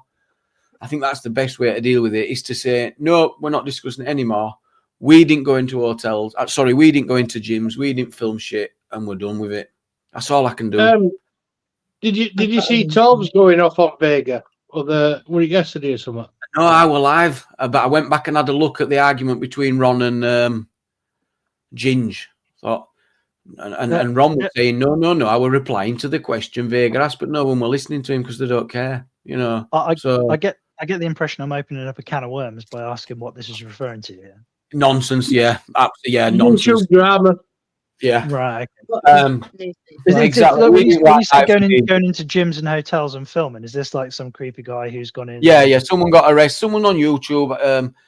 He's got a sexual harm prevention order, and people are not happy about it. But it's been done to death, and it's now being done to death as a way of, I think, discrediting other people. People should just move on from it now. I think it's trying to be used to say, oh, well, this channel don't do drama. This is an amazing channel. They don't do drama. They just do current events. They care about the country and they want to protect the women and kids and all that shit. Good luck to you. You know, but I don't fall for it. I don't buy it. It's not that. It's an absolute load of bollocks, and I'm sick of it. Yeah, that's how it is. When you said filming in gyms, I didn't know if it was one of the, you see the where there's usually a young lady. Yeah, she's attractive. She may possibly have some kind of OnlyFans content going on, and she's filming herself in the gym, and then like some guy looks at her, and then she loses her shit. No, this is a bit more than that. It would be manipulative. You were employing people. It were a lot more than that. But also, you see all this. I spot all this drama, no drama, right? And I'm watching it and I'm listening and I spot it. But wait, in 2 weeks, when all these channels are full of drama, I go, oh, you don't do drama. Wait till they get another story somewhere. Oh, drama. And they'll say, I'm not doing drama. Fucking bollocks, man. Absolute bollocks. We can all play those games, I just find it, the only thing with all of it was the transcripts with all that. And you can't argue with transcripts and you can't argue with the law. I just think that's just the way it is. What's that got to do with out though? Just we pled guilty. Sorry, I'm just saying. Yeah, but what's that got to do with what we're on about at all? Because drama isn't necessarily drama if the facts are true. So it's not drama. I'll Google it, Sasha. I don't think it's. So you think people are genuinely just concerned about the women and kids? No, I don't. Absolutely not. No, that's what I'm saying. I'm saying they create the drama, even though there is no drama, but they want to build it up as drama and create something that isn't there because the facts there, and they just want to keep arguing about the bullshit. Can I just ask something quick? You said you can't argue with the law, so did you just say because somebody pleads guilty? If they plead guilty, yeah. Thank you. 14 right. offences. So the reason I asked the question is, if somebody pleads guilty, then there's an ontological fact of the matter to be found. They might have actually done the thing, or they might not have actually done the thing that they're accused of. But it might just be the path of least resistance to plead guilty to it. So, for example, if somebody told me, if I get accused of doing something, and let's say it's just some administrative crime and I've not paid the taxes that I'm supposed to pay, and they go, well, yeah, but if you plead guilty, then it's £100 fine, and then you can go on with your life and don't worry about it. Me pleading, but if I say I'm going to plead not guilty, but then I've got to pay a solicitor and a barrister £100,000 in order to defend myself, and I can't claim the cost back from anybody, then it makes more sense for me to plead guilty and just pay the £100 because even though I could clear, quote unquote, you're weighing it up, aren't you? You're weighing up whether you want to lose the grand, it's the real world costs, or if you want to get out of jail and you're like, look, this is a way out. Yeah. So if pleading guilty meant that you'd end up with a sexual harm protection order at the end of it. There's no circumstances. If you're not guilty, there is no circumstances on earth that you wouldn't contest it.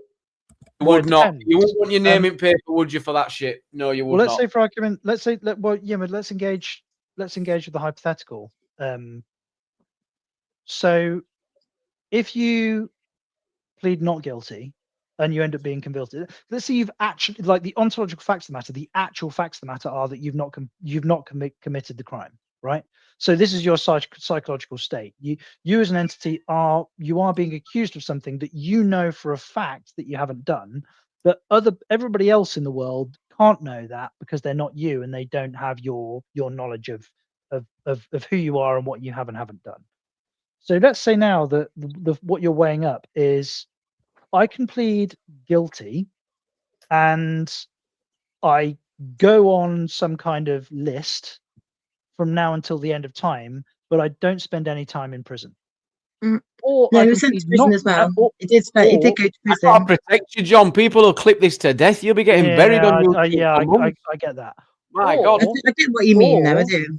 Or you could plead not guilty, and then you end up in prison with a conviction for being a sex pest, and then you'll just get turned over to the other prisoners who, last time I checked, aren't really great fans of sex pests. Okay, well, in that scenario, but I think you have to look at all the different levels of the crime. So, like I said before, beginning, if it's like a what was it? I mean, your administrative, whatever it was to begin with, then yeah. But I would never plead guilty if I'm not guilty, never, and I didn't, and I won in the end. But I bet I can see circumstances where people would, if you had family commitments, you were stuck in jail, your only way out was to plead guilty. You weren't going to get a trial for 18 months because it was absolutely crammed. There's lots of situations where you might. However, I'm with Reese. If it involves sexual offences and under it, nah, you wouldn't dream of it. I get it. That is my instinct as well. Yeah. But the reason that I raised it is it's a little bit like if you're like a 100% like I eat my steaks fucking raw, like heterosexual man, but somebody says, how much would it take for you to suck a dick? Oh right? God, 100 But grand. what I'm no, there isn't like it's but and when people go, oh well, would you do it for 100 grand? And people go, no. And you they wouldn't go, do it well, for 100 would grand. you do it for £1 million? And everybody, no. But if somebody actually, well, hang on a minute, I'm calling bullshit here. Are you telling me for £1 million you'd still say no? But what I'm saying is, if somebody actually opened the suitcase in front of you and went, he's smiling when he's talking, just you would, saying. like, I don't think there are very many people that, like, assuming you've met that person's personal criteria for the appropriate amount of money, I think you would do it. And so it's about motivations, and it's like hypothetical motivations and real world motivations. And the hypothetical motivation almost never scales with the real world motivation, is what I'm getting at. I do it once a month and then just save it up. Maybe once a month. Excuse me? Well, I'm thinking 100 grand, 6 months. I can see the Jamie, you're potential. odd. Yeah, clip that. Right, I'm out. I'm going to leave you with this. Half the price. Joking. Oh my God, no, I was joking. I didn't mean. You know what I'll do anyway. I didn't mean. Do you know what? I should. I saw people in the chat going, "People help John. He's going to get." Yeah. I tried. I did. I did do the suitcase full of money for sucking a dick just for shits and giggles. Big up, Dave. Big up, everyone. John, thank you so much. Average Idiot, Princess Angela, CP Reports, and everyone else who's joined us. Appreciate you all. I'll be back tomorrow. Please join us again. Bring some topics tomorrow. Tomorrow, Reese, I'm going to bring a topic night. Anything you want, unless it involves the words DJE. Bring a topic tomorrow. Anything goes. Oh my God. Are you going to do a live stream during the daytime? I'm a what? Are you going to do a live stream during the day at any time, or are you busy? Maybe. I do enjoy the live stream during the day. I think a lot of people do as well. I love them. I'll be home about 3 o'clock tomorrow. I've been struggling to find out what I want to. I don't feel like I'm comfortable enough what we're actually doing, right? And that's all great because I've not been well. I didn't come on here to do anything other than get well myself, right? Yeah. That's it. I wasn't here for it. I wasn't trying to take over YouTube or drama on all these channels. None of that shit. I wanted to bring people together who wanted to find people to talk to. That was it. But it's got a bit popular, a bit busier, and I just don't know. That's where I struggle. But Jamie, isn't that a like? I mean, I don't know any of you at all, other than the conversations that we've been having. I mean, you all seem perfectly reasonable, capable of having a conversation, capable of having a joke. It does seem like we can disagree. I mean, frankly, Jamie, isn't, as much as I understand the concern about something getting too big and that potentially having an impact on your personal life, and you know, I do completely understand that. It depends what your exposure's like. If you work for a company and you rely on the income, and somebody says something to your employer and you end up Nice one, big risking bet. your job. Like that's obviously concerning, but I mean, I don't think we push boundaries like that. You're right for that to be a concern, but I don't think we're at that stage. It's more, what are we providing? And I think, am I overthinking it? Maybe you're making me realise I'm overthinking it, actually. I think you're overthinking it, Jamie. Yeah. I honestly, I do, mate. And to be honest with you, it's you basically, you provide the platform and the structure for people to be able to speak their minds. It's the majority of the time it's your guests that bring the topics, it's your guests that bring the conversation, it's also your guests that bring the drama. But you're pretty good at managing it, mate, to be honest with you. I think what you're doing, it's obviously working. People like it, you know, and I think you should just keep it up. And obviously, I've been around a long time on this channel, Jamie, probably since you first started, mate. And you're an OG, mate, you are. Yeah, you know, it's just keep going, mate. You're doing a good thing for. I mean, it's a good place for me to come and get a bit of sanity. God knows I don't get it anywhere else. I leave panel feeling great. I do. I leave feeling absolutely brilliant. Spoke to amazing people, had good chats. I really enjoy it. So, do you guys have like a Discord or anything like that you communicate? I'm tempted to reopen it. I have got one. I stopped doing it because it can be it can cause you more problems than good. It's that private communication. Then you fall out with somebody. Well, I'm releasing all chats. So I thought, fucking mental is this place. So I refuse to have private conversations. I keep it all on panel just to try and keep this channel safe. That's all I do. But a Discord doesn't have to be. So you could just do a Discord, which is like there's just one channel within the Discord. It's an open chat. Everybody has access to it. If you want to, and like it's not managed at all. It's literally just a point of contact. And if you're like completely hands off with it, like I have got one. There's about 300 people in one Discord somewhere. I've got one. My son runs it. Yeah, I'm on that one. I can't get in there. Right, get in it. No, I probably could have had the link, but I came out of it ages and ages ago, right at the very beginning. More. Oh, yeah, if you leave once, you can never get back in. That's the rule. Is it? Oh. Yeah. Well, I mean, I feel I trust you guys enough now. So can I just drop my OnlyFans link in the chat? Not yet. No, not yet. That'll be Friday. That'll be Friday. Right, I'm out of here, Jamie. Take care. Bye bye, everyone. Thanks so much. Jamie, you're doing amazing. Thank you, I'm always last on here. Right, take care, mate. Bye bye. Right, I've kicked everyone off. Right, it's great to have John on and Reese as well, and great guest, Angela. Hope you're well. Joe says, off for the night. Thanks again, Jamie. Thank you. And Flora dropped in a super chat as well. Thank you so much, Flora. Thank you, everyone, for joining. I'm going to play this video. I don't know if you'll find it interesting, but... See, there is something rather extraordinary that happens to a person around the age of 40. Not to everyone, mind you, but to those who have been paying attention, to those who have not been entirely asleep through the first half of their lives.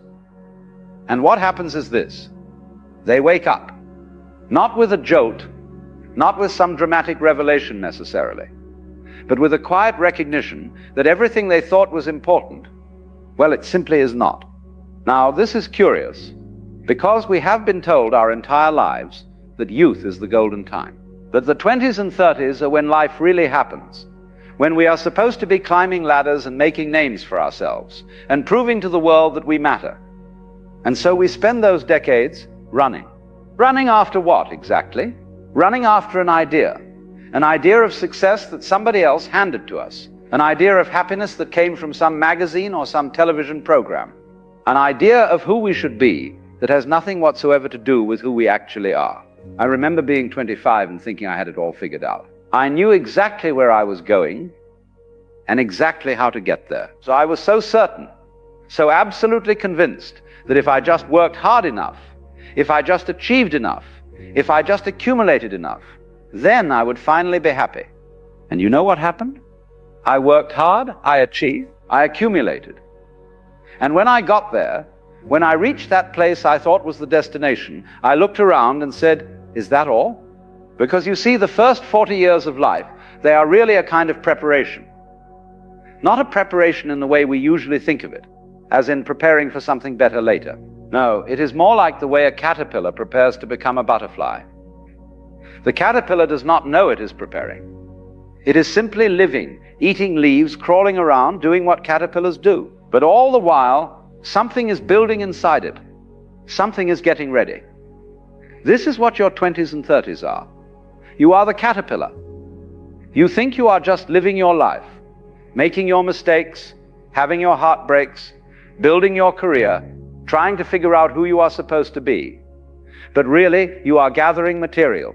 You are collecting experiences. You are learning lessons that you will not understand until much, much later. When you are young, life feels urgent. Everything matters so desperately much. That job you did not get, that person who rejected you, that mistake you made at the party last weekend. It all feels like the end of the world. Because when you are young, you believe that every moment is defining you, that every choice is permanent, that every failure is a judgment on your worth as a human being. But here is what nobody tells you. All of that urgency, all of that desperation, it is just noise. It is the sound of your ego trying very hard to construct itself, trying to build an identity out of achievements and possessions and other people's opinions. And the ego must be built, you see. This is part of the process. You cannot skip this step. You must first believe you are somebody before you can discover that you are nobody, or rather that you are everybody, that you are the whole thing. Around 40, something shifts. And what shifts is this. You begin to see through the game. Not all at once, perhaps. Maybe it starts with small things. You stop caring quite so much about what your neighbors think. You find yourself less interested in impressing people. You notice that the things you once thought were so important, the title on your business card, the car in your driveway, the number in your bank account, they start to feel rather hollow. And this is when the fear comes. Because if you are not your achievements, if you are not your possessions, if you are not your role in society, then who are you? This is the question that terrifies people. This is why so many people around this age buy sports cars, or have affairs, or make dramatic changes they later regret. They are running from the question. They are trying very hard not to see what is becoming obvious. But if you do not run, if you sit still and let the question be there, something remarkable happens. You begin to notice that beneath all the roles you have been playing, beneath all the masks you have been wearing, there is something else. Something that was there all along. Something that never changed, even though everything in your life changed. The Buddhists call this your true nature. The Hindus call it Atman. I simply call it you, the real you. Not the you that your parents wanted you to be. Not the you that society expected you to become. Not the you that you have been trying so hard to prove is worthy and good and successful. But the you that exists underneath all of that. The you that watches thoughts arise and pass away. The you that remains constant while everything else flows and changes. And here is why life begins at 40. Because this is when you finally have enough experience to see the pattern. You have lived long enough to watch your certainties crumble. You have been disappointed enough times to stop believing in fairy tales. You have lost enough to understand that everything is temporary. You have hurt enough to develop compassion. You have failed enough to let go of perfectionism. Think about it. In your 20s, every mistake feels catastrophic because you have not yet learned that you will survive it. In your 30s, you are still trying to prove yourself, still trying to convince the world that you matter. But by 40, you have made so many mistakes and survived them all that you begin to realize mistakes are not catastrophes. They are just mistakes. You have tried so hard to prove yourself and discovered that no amount of proof is ever enough. The people who love you regardless. The people who do not love you will not be convinced by your achievements. This is liberation. Not the kind of liberation that comes from escaping your life, but the kind that comes from finally accepting it, from finally accepting yourself, every wrinkle, every failure, every foolish thing you have ever done. All of it. Because you see, those first 40 years, you were building something. You thought you were building a career or a family or a reputation. But really, you were building material. Raw material that you will now use to become who you actually are. You see, there is something rather extraordinary. Thank you so much, everyone. I really enjoyed listening to that. I hope you did too, and I'll catch you tomorrow. Thanks, everyone.